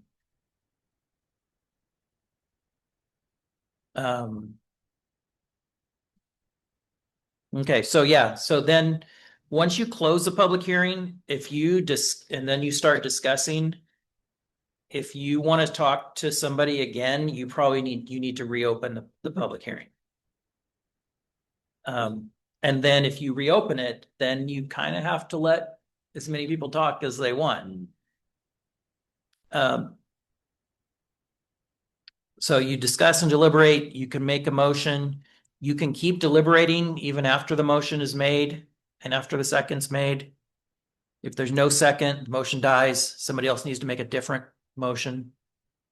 Oh, one thing I'll say, I didn't think about this when I wrote this, is if you ever get to a case where we recommended approval and you want to deny the project, I would recommend that you, instead of just denying it right there, recommend that staff come back at the next meeting with a resolution for denial. Because then we can write findings based on your discussion of that will describe why you're denying it.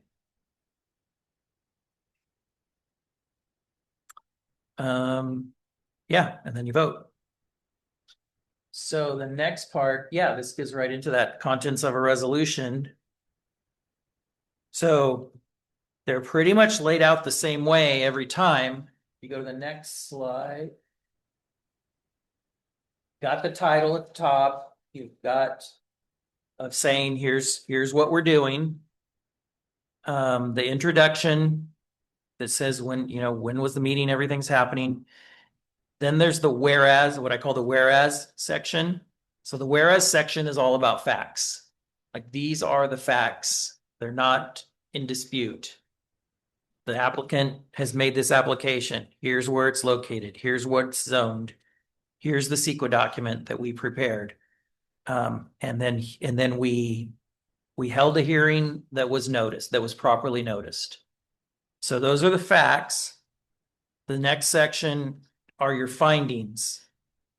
So those are meant to be, here's why why we are making the decision we're making. So here's what we have found. And those are supposed to be based on the staff report, the testimony, and your discussion.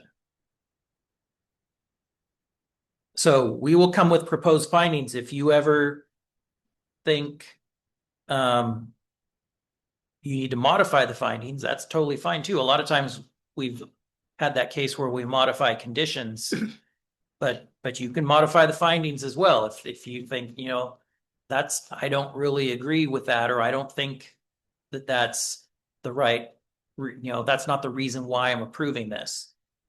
There are the zoning ordinance says for some approvals, there are certain findings you have to make. So we always make sure we put those in there and usually try to put in, why that can be made. And we always have a finding of it's consistent with the general plan. You go to the next part. So you've got your approval subject to conditions. In Lemoore, I'm always putting, the first condition is always you've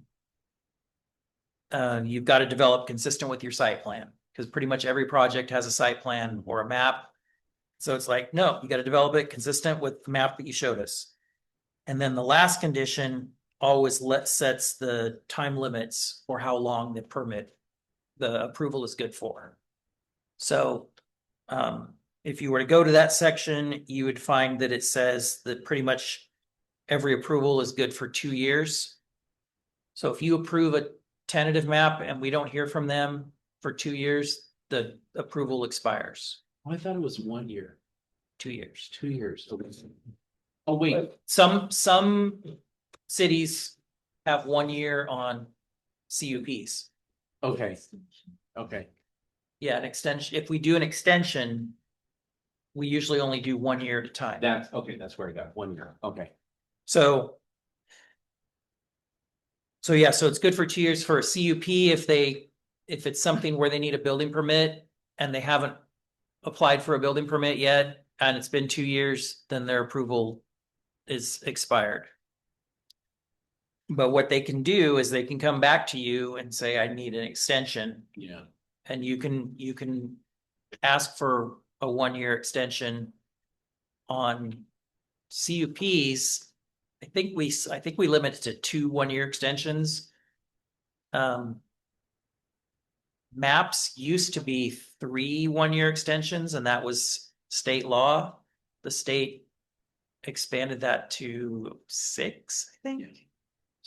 6 1 year extensions, which is why we have a tentative map that was approved in 2006 and it is still alive because it got automatic state legislative extensions because of the Great Recession. And then it survived a little longer, and then it got automatic COVID extensions. And now we're really close to it being expired. Oh, there was another one for 18 months. Didn't we just do another 6-year extension or something like that? Number 6 1-year extension? Lennar, maybe? Yeah, Lennar. We just did. Okay.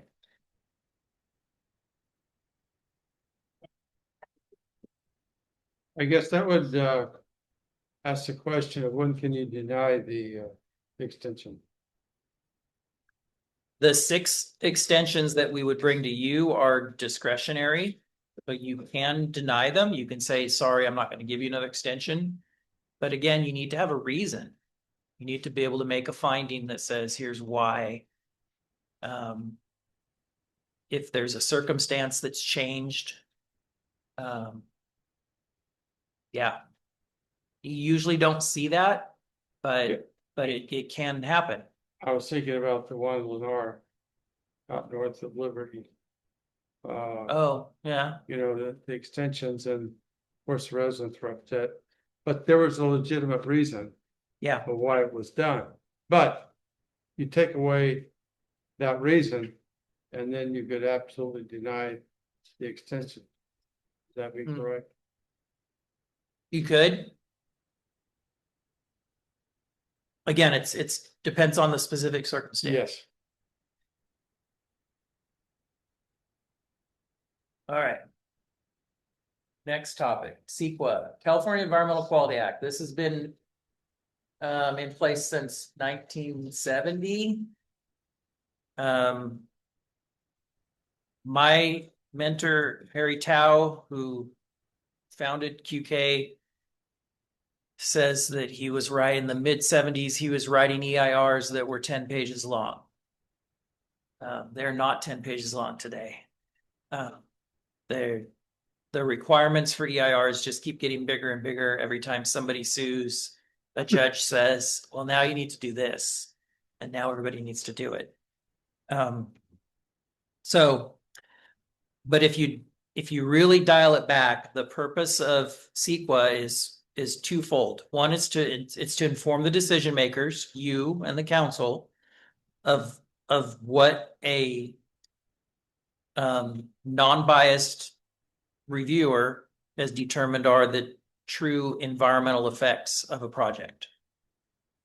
So that you know what you're getting into when you approve a project. Or decide not to approve it. The second reason for CEQA is to identify mitigation measures or conditions that would say, well, this would be a significant effect on the environment, but if you do this and this, it would not be as significant. So it's a mitigation measure. So a lot of times you'll have mitigation measures, or we'll say our environmental document is a mitigated negative declaration, which means there's no environmental effects if these mitigations are in place. Could you give us an example of what? Of a mitigation? Yeah, of just the CEQA in general. Oh yeah, no, it's an easy one. So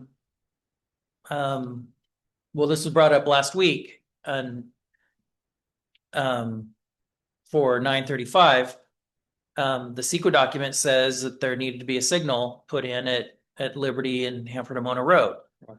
So the analysis says if you approve this project, that intersection is going to fail.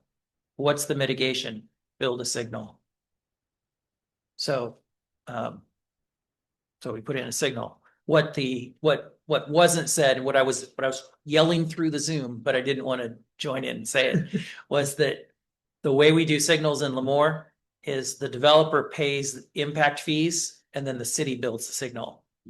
So the city is in the process of, we're designing it and it should get built. And I think they eventually got to that in the discussion. Certainly slowed down. Yeah. So it is going in. And put our money But that's an example. Another example is there's a lot of standard mitigations or things like, well, what if you are grading and you find something, you find remains, you find something cultural. The mitigation measure says immediately stop, call the correct person. They can come out and check it out. Endangered species is a mitigation measure, so. You did a mitigation, we did a mitigation today. You're allowing them to cut down that beautiful oak I tree. know, it was so hard. I mean, it's just that one huge one, and I Mhm. just kept looking at that going, could this be a pocket park, you know, I mean. I'm Yeah, I thinking, know. But they have to, for the two oaks that are not underneath the things, they have to plant so many valley oaks in Yeah. town, and that's the mitigation for. Yes. So several years ago, the city built a sewer extension for the treated water to be dumped onto some farmland. And they had to build a pipeline out to get there. So this is like way out between here and the base. There's a standard that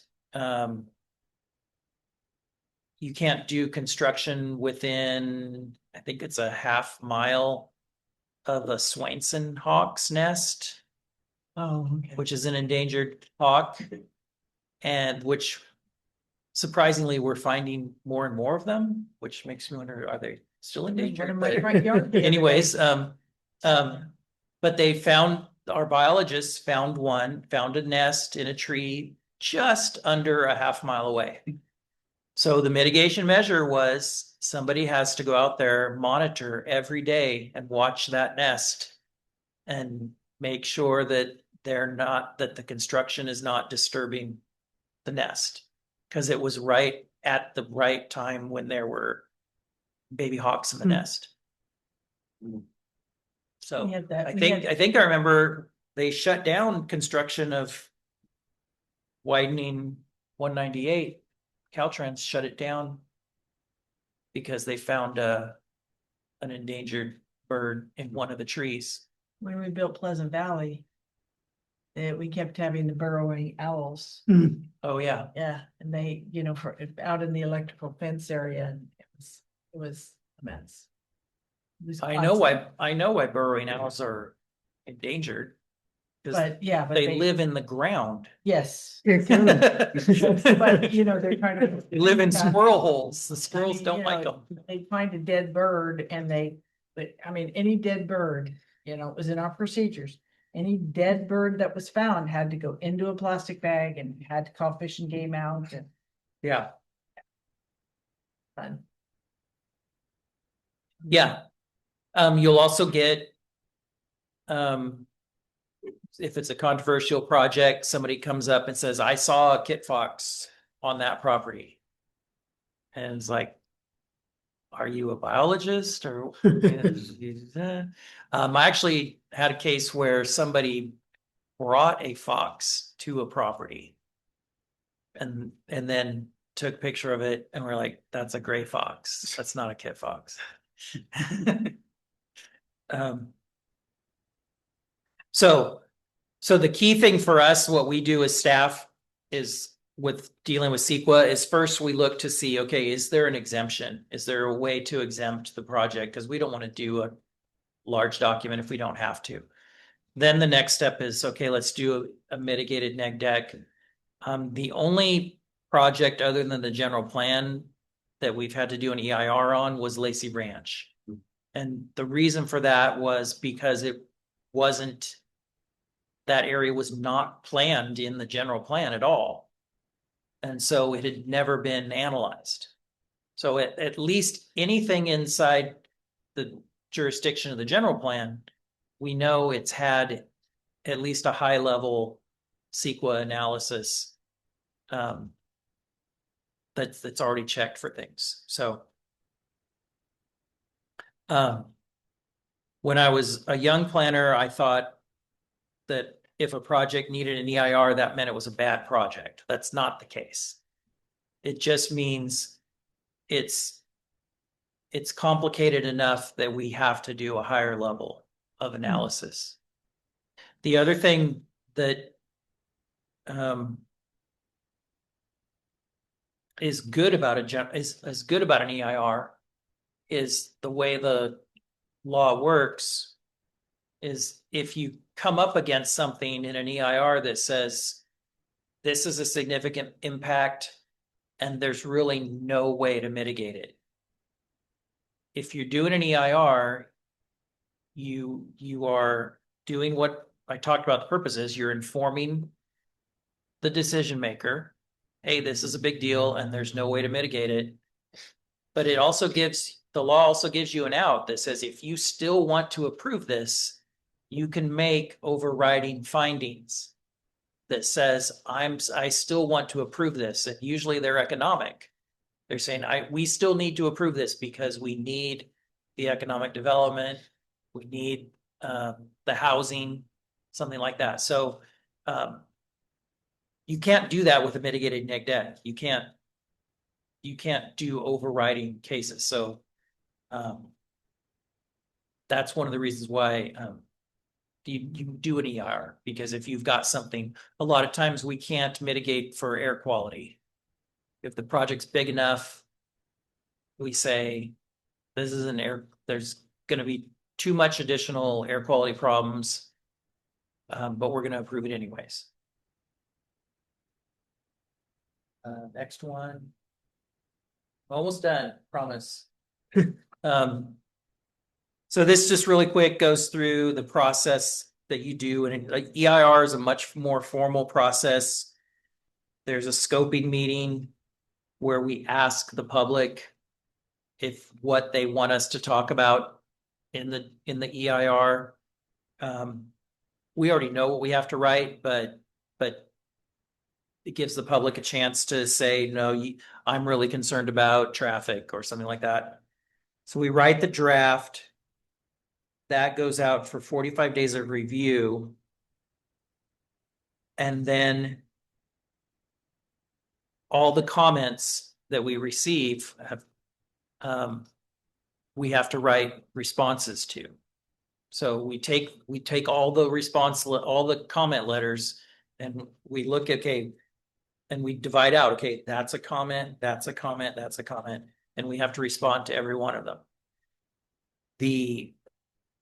Finally, it's a little different because most people think of, okay, a draft is your draft and then your final is like an edited version of the draft. The final is actually the comments and the responses, and then any changes that you've made to your analysis because of those responses. So you put all that together, and then that goes to you, the decision maker, and then you decide, first you have to decide, is this an adequate CEQA document?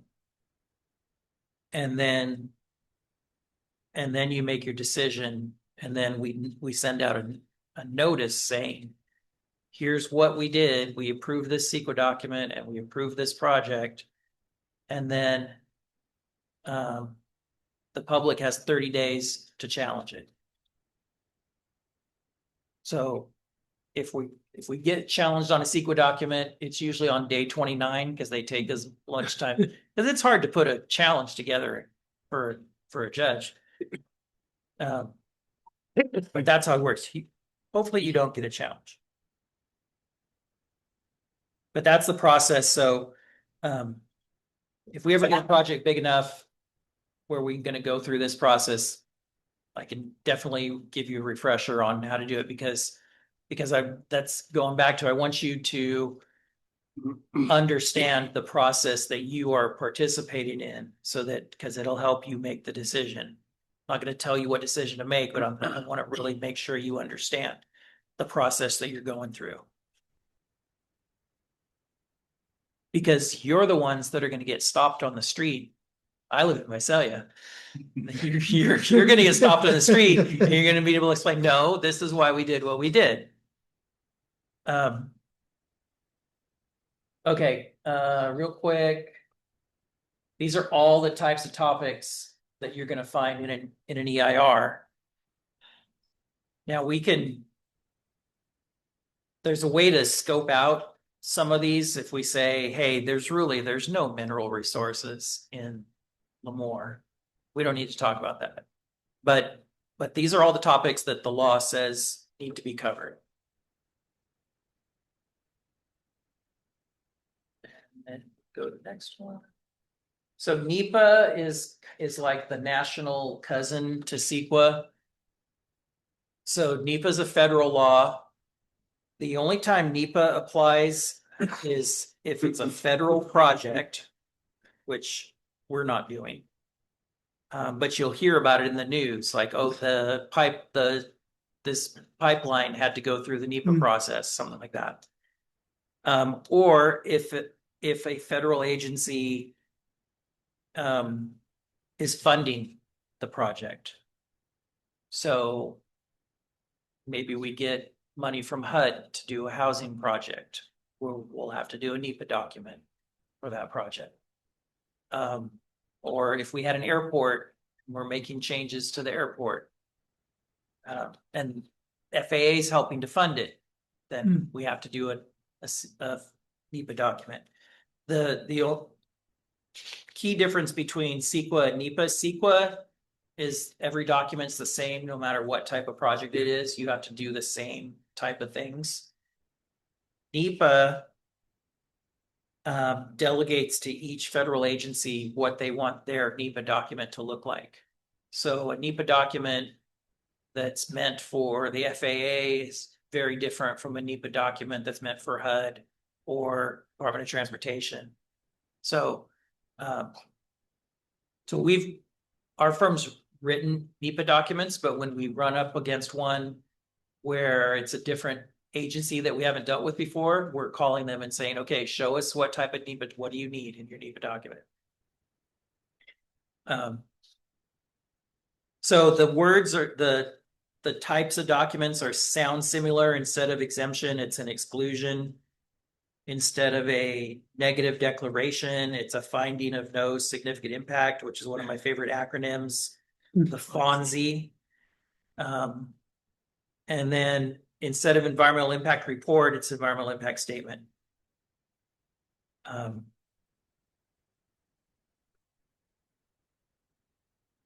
right, almost at the end. Hot topics, you know about the housing crisis. In planning circles, they talk about the missing middle, which is the fact that we build a lot of single family homes and we build a lot of apartments, but we don't build anything in between anymore. We're not building duplexes, triplexes, bungalow courts, townhomes, things like that. And it'd be a whole nother conversation as to why that's happening, but it's happening and people are notice it. It's kind of happening everywhere, but it's happening most in California. So I had a developer who mainly develops in Southern California, but he was trying to do something in the Valley. And he said, my financial advisor told me not to build any detached housing in the Valley. And he said, because it's, the financing is too hard and it's too hard to sell. So some of those things are out of our hands. We can zone things, but we can't make it happen. Yeah. Right. So that's an issue because I think it's a positive thing for a community to have a variety of housing types. So it's something that all the cities in the valley and the state are struggling with. The next one is the accessory dwelling units or the ADUs. I went back and looked. Sacramento's modified the laws on accessory dwelling 7 times in the last 10 years, including 2025. So the current ordinance that we have that we did in 2023 is out of date. So is there a significant change that just happened? I'm not aware of anything. Doesn't mean I didn't look. I just wonder if you knew of any. It's more about what we can require and what we can't require. So we have to allow, first we have to allow them. We have to allow 4-foot Yep. side yard and rear yard setbacks. Yep. Even if our zoning says different. Right. There's a weird one that says we have to allow them in the front yard if that's the only way to get one. Oh my gosh. Okay. And What about an AD? hopefully people don't find that one, but What about an ADU swap? We just found out we had somebody trying to build an ADU yeah. larger than the main house. So the main house in the front Became the ADU. became the ADU. We're in that process right now. There's a build going on in Hanford. I hadn't thought about I had that, but no yeah, idea that you could swap that. So, yeah. Yeah. So The front yard was that big? No, the existing house was a small house and they built a 2-story ADU. But the way they did it was the ADU then became the front house and the main house became the back. In the house. back. So they But they- basically had an ADU in the front yard. The That's whole what I'm- time and never knew it. yeah, Yeah. yeah. That's what I'm saying, they built the ADU in the front. Which was existing. 30 years ago, it was existing. Oh, Yeah, so it wasn't ADU till the first plumbing went in the Because the ground. code, the definition says the ADU is the smaller. Yeah, it can't be. Right, but I mean, I'm just saying they built the new house in the front, No, they built the new house in the back. in the but back. Bigger, Oh, okay. so they just terminology changed the ADU. The terminology changed. So There's blew my mind. There's also a thing called a junior ADU. Yeah, And that is. The junior ADU has to be attached to your main home, but it's a separate living unit. Well, isn't Lennar done some of those or somebody does them? Yeah, they call them They have like a, next they have a gen, wall. next gen homes. Yeah, the next gen. Yes. Yeah, they Yeah, have a Lennar. wall and that's how it's attached to the house. It's Yeah. a wall. and they told us they're selling like crazy. So, yeah. Yeah. So what would qualify that as a junior ADU is if it has separate cooking facilities. If it's just a separate bedroom and living room, that's just part of the big house. Just an addition. Yeah. Another one that's new from the state is if somebody wants to convert their garage into an ADU, we have to let them and they don't have to replace the parking. So Do they, there's a lot of stuff. we're still requiring in Hanford for them to have some kind of type of recovered parking. Can we still require that you know of? Not if it's a garage conversion. Okay, Has to be a true ADU though, not just, oh, I want another bedroom. right, It has to okay. be like a true separate living space True JADU, with- right, in that with garage. with cooking, yeah. And you can't make them replace the parking. Yeah. Really? Okay. And just to let you know, in the green code, we found that if you do build an ADU, it has to have a separate water meter. Really? Yeah, it's in there. Doesn't mean it has to be city utility meter, but it has to have a way to measure the water and it has to be visible from the resident and the landlord, I guess you would say. Hmm. So that Interesting. JADU has to have a separate water meter to calculate where the water usage is going. It's in the Cal Green. We found it. Really? And so now everybody's complaining that we're the only municipality that's making them people do that. I'm like, it's in, and every time we send them the code, they're like, okay. So, yeah. That's interesting. Anyways, yeah. So the state, if you hear HCD, that's the State Housing and Community Development Department. They're the ones concerned with housing, so they're the ones that review our housing element. They're the ones that are pushing all of these changes for ADUs. there, I don't know if Christie's got her letter yet, but I've seen other jurisdictions receiving letters from HCD saying, hey, we just looked at your ADU ordinance and it's out of compliance. What are you gonna do about it? The big Okay. issue is, I don't foresee that we're gonna see that many ADUs here, but, I mean, the big issue is in LA and San Yeah. Francisco and stuff where they just, I mean, they're just absolutely. They're gonna get a not lot enough. more there because the demand is higher. Yeah, Here, people are fine renting a house. Whereas down there, you couldn't afford to rent a house, or some people can't afford to rent a house, so. Can't afford to buy a. So, yeah, so I said, for this reason, our ADU ordinance will soon be modified again. It gets better. There was a law a few years ago, SB 9. It was talked about, if you saw it, articles in the paper, it was talked about as the end of single family zoning, or the state overriding single family. That was kind of a stretch. It's not really what it did, but it does say that yeah, you can have up to 2 primary homes and a duplex or an ADU. You can have a mix of up to 4 units on a single family lot, even though your zoning says this is a single family lot. So we haven't really had anybody push this issue yet. We've had one that's trying to do it, but they didn't really even need to use SB 9. We're still working with them because they've got a really big lot. So again, 4-foot side yards, 4-foot rear yards.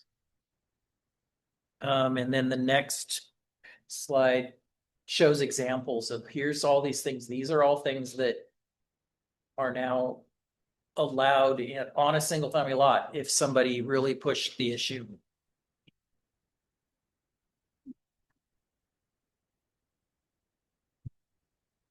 Now I'm doing a study with some grant money where we analyzed all of the single family lots and the homes that are on them. And what we're trying to come up with is like, well, what are the homes that actually have the physical space to add another unit? Because if you've got a small backyard, you're just never going to do it. So when that's done, we can show that to you of like, okay, here's how many homes actually could physically add an ADU. And then you can make a guess as to, well, what percentage of those are actually going to do it. You're right, we haven't had that many in Lemoore, but I've heard some cities, what was it? Sanger is getting a lot of ADUs. So it just depends on the market. So with the PUD that we approved tonight, Yeah, once it's built, they could also apply to put an ADU in the back of those. they could.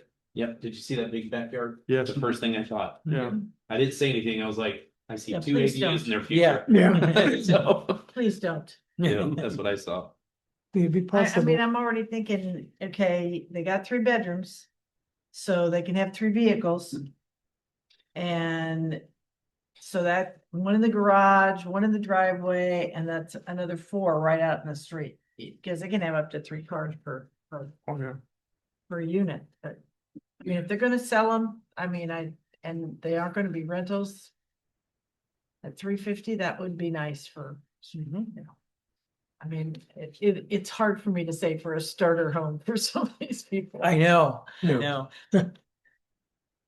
Okay, last one. But I am old. Last one, there's 2 laws, SB 35 and SB 330, that were approved a couple years ago, that first brought up the issue of objective design standards. So traditionally what we've done is planners parse the difference between a standard and a guideline. properties. It's almost the same as if you remember Pirates of the Caribbean. Well, it's the pirate code is actually a guideline. That was a joke. It's almost exactly the same as like the standard means I have to enforce it as a planner. So that would be setbacks or height limits that are in the zone yards. A guideline is, well, we'd like you to use some type of appropriate landscaping or something like that, but it doesn't really describe what you're supposed to really be doing. So the state has come back, and I think they were getting pushed by some of the developers, the development community is like, hey, you can't really have guidelines anymore because they're too subjective. And so everything needs to be an objective standard. It needs to be something that anyone can look at the standard and know how to measure it. Which is a big change because again, I can remember when I was a younger planner, the planning directors sitting there and say, well, show me what you've got and I'll tell you if I like it. And it's like no, you're not the judge. The council's the judge and the planning commission is the judge. But so I did a quick look through the ordinance when this passed. We actually have some pretty good standards that are objective. Like you look at the 6-pack rule, which is pretty unique. But it's also pretty objective. Like it's easy to, once you understand what it's saying, you can determine if they're objectively meeting it or not. It's a 6-pack rule. Oh, good. You haven't known about that yet. Who wants to explain I it? mean, I was gonna say, because we all drink beers. No, you don't want to explain it? It's just the 6 houses in the like concurrent houses in a new development, they can't have the same like facade and. Okay. Yes. floor plan. Yeah. Exactly right. Yeah, well, we've Can't have it. You can't build the facades same house. So if you build a house, the house to your Your left, to your right, across the street, and then across the street to the left and the right cannot be the same house as yours. And so, So they've got to have at least 6 models. you would think No, No, they just have to have. it could be the same house. It could be the same floor plan with a different facade. look different. Some will have bricks, some will have stone. Okay. Yeah. There's some place, I can't remember, it's either California or something. You drive down the road and it's exactly the same house. Oh, yeah. House. Yeah. Yeah. House. Mhm. Yeah. And that was like the key to the boring, ugly. I think there was a place in Britain too. Every house was the same, Yeah. Little Right now, boxes on the hill. same square footage, everything, everything was the same. So that was a choice made a while ago in Lemoore where they said, we don't want that. And here's how we're going to deal with it. Can usually get away with 3 model homes, right? Usually, 3 is the stretchiest yeah, I've seen. okay, 3 with 3 facades. I usually you can try to get away with that, Because, and we've had to review these yeah, and it's like a puzzle. It's like, okay, did they do it? yeah, okay. But that's a design standard and it's a standard. It's a not standard. It's not, it would be nice. It's not if you wishy-washy. just- It's not like, well, it'd be nice, but if you do something different, that's okay too. Because in the past, I have written design guidelines like that. They say, well, here's what we'd like you to do. But if you do something equivalent to that and show it to me, I'd be okay with that. Do we have anything on basically like lawns and front yards and things like that? I mean, We can. it's me that was thinking, he's taking out these native plants. Maybe it would be nice if he did front yards and native plants. Now, I know, Oh, sure.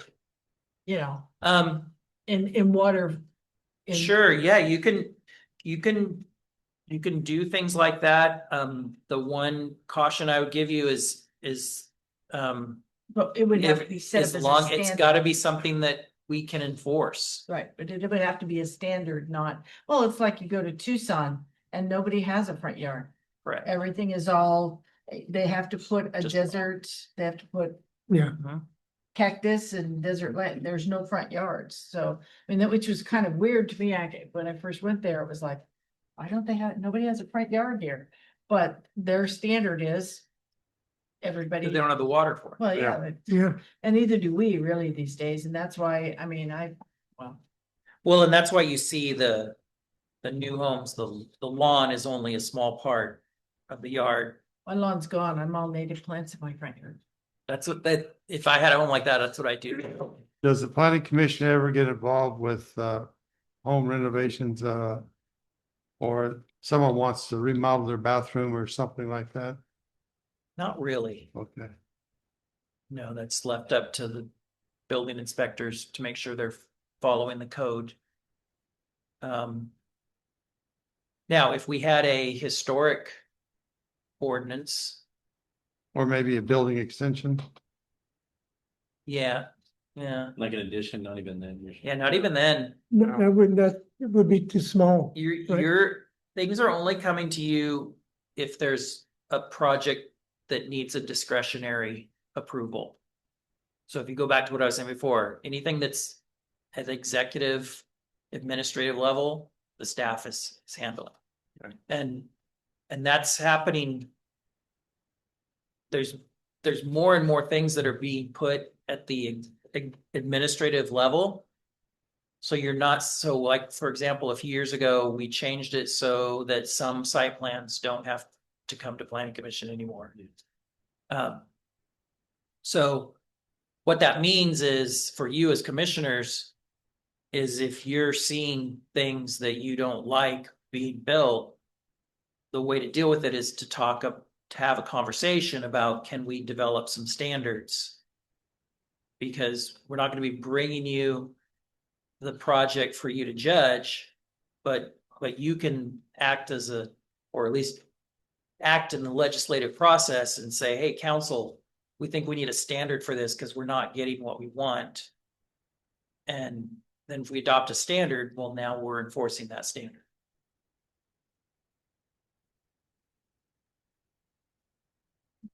That's it.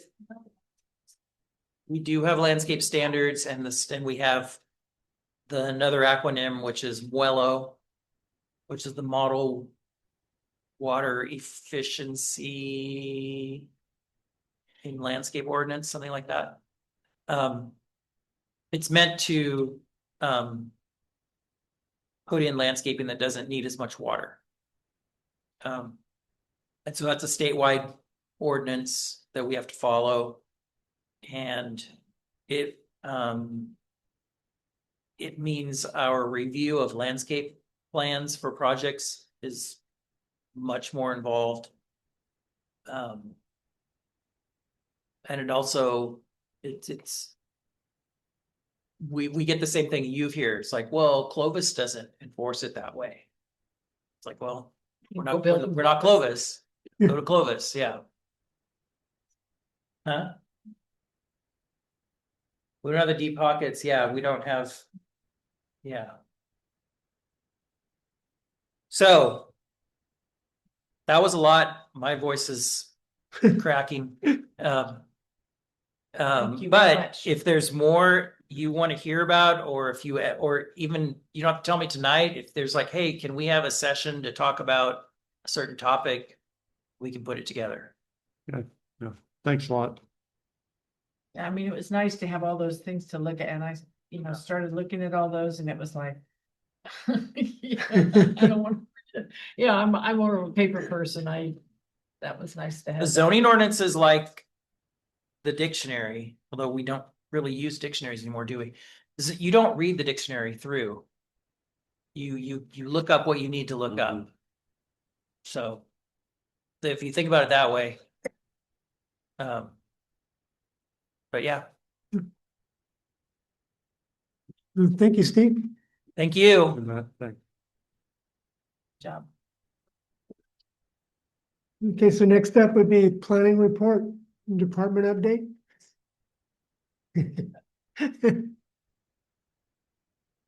Is there anything?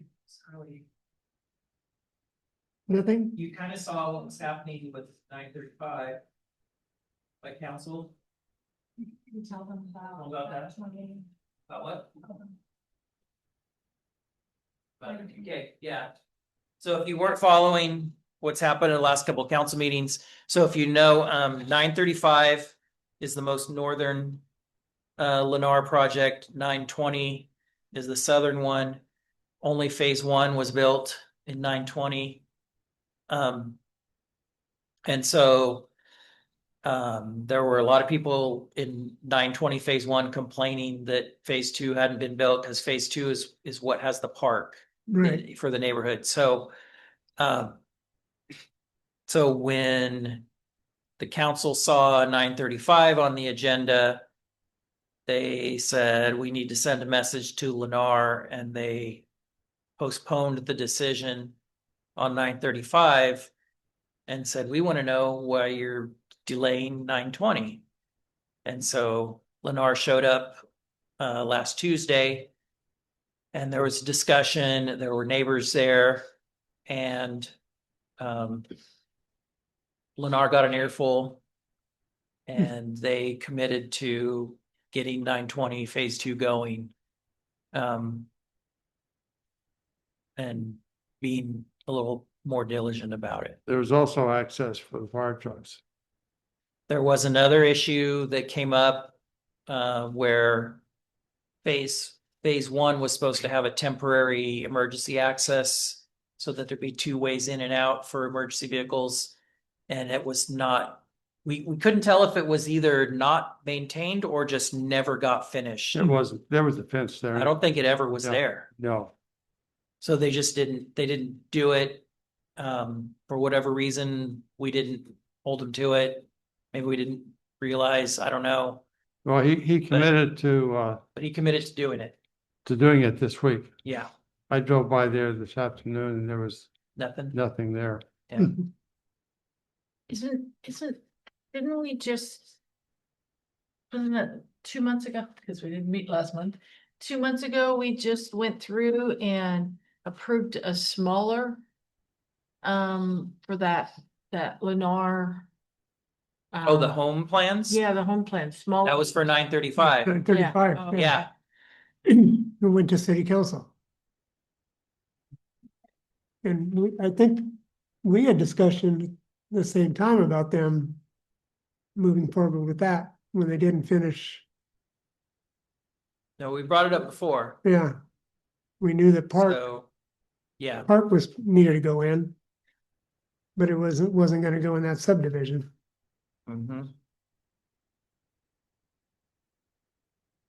So yeah, so the council used their power to send a message to Lennar. You know, it could be It's going good. forward, the park has to be built with the first phase every time. Well, that's what we're gonna recommend. Okay. Okay. Is it? Oh, Did we? Yeah. good. Yeah. And there has to be, no matter what, a second exit out of that subdivision. Yeah, there needs the to be first two, phase, in yeah. a phased plan, there should be two ways in and out. Yeah. So the first phase of track 939, which is the one east of the high school.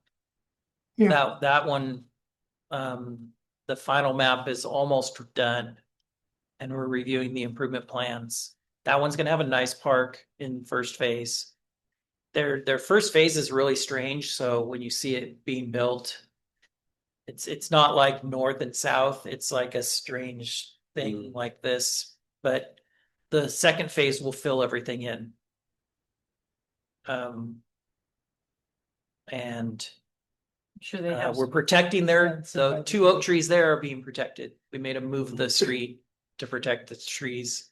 There you go.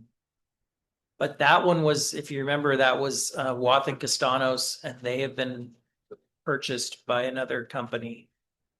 And I can't remember the name right now. TrueMark. So they will be the home builders on that. They're a Southern California company, right? TrueMark is.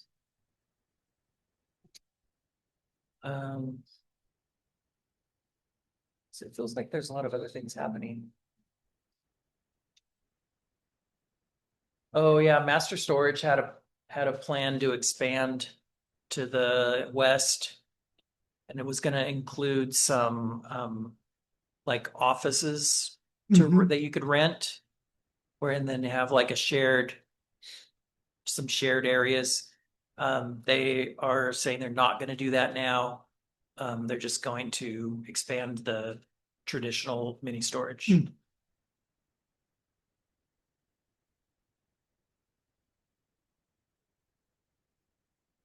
That's. Yeah, those are the big things.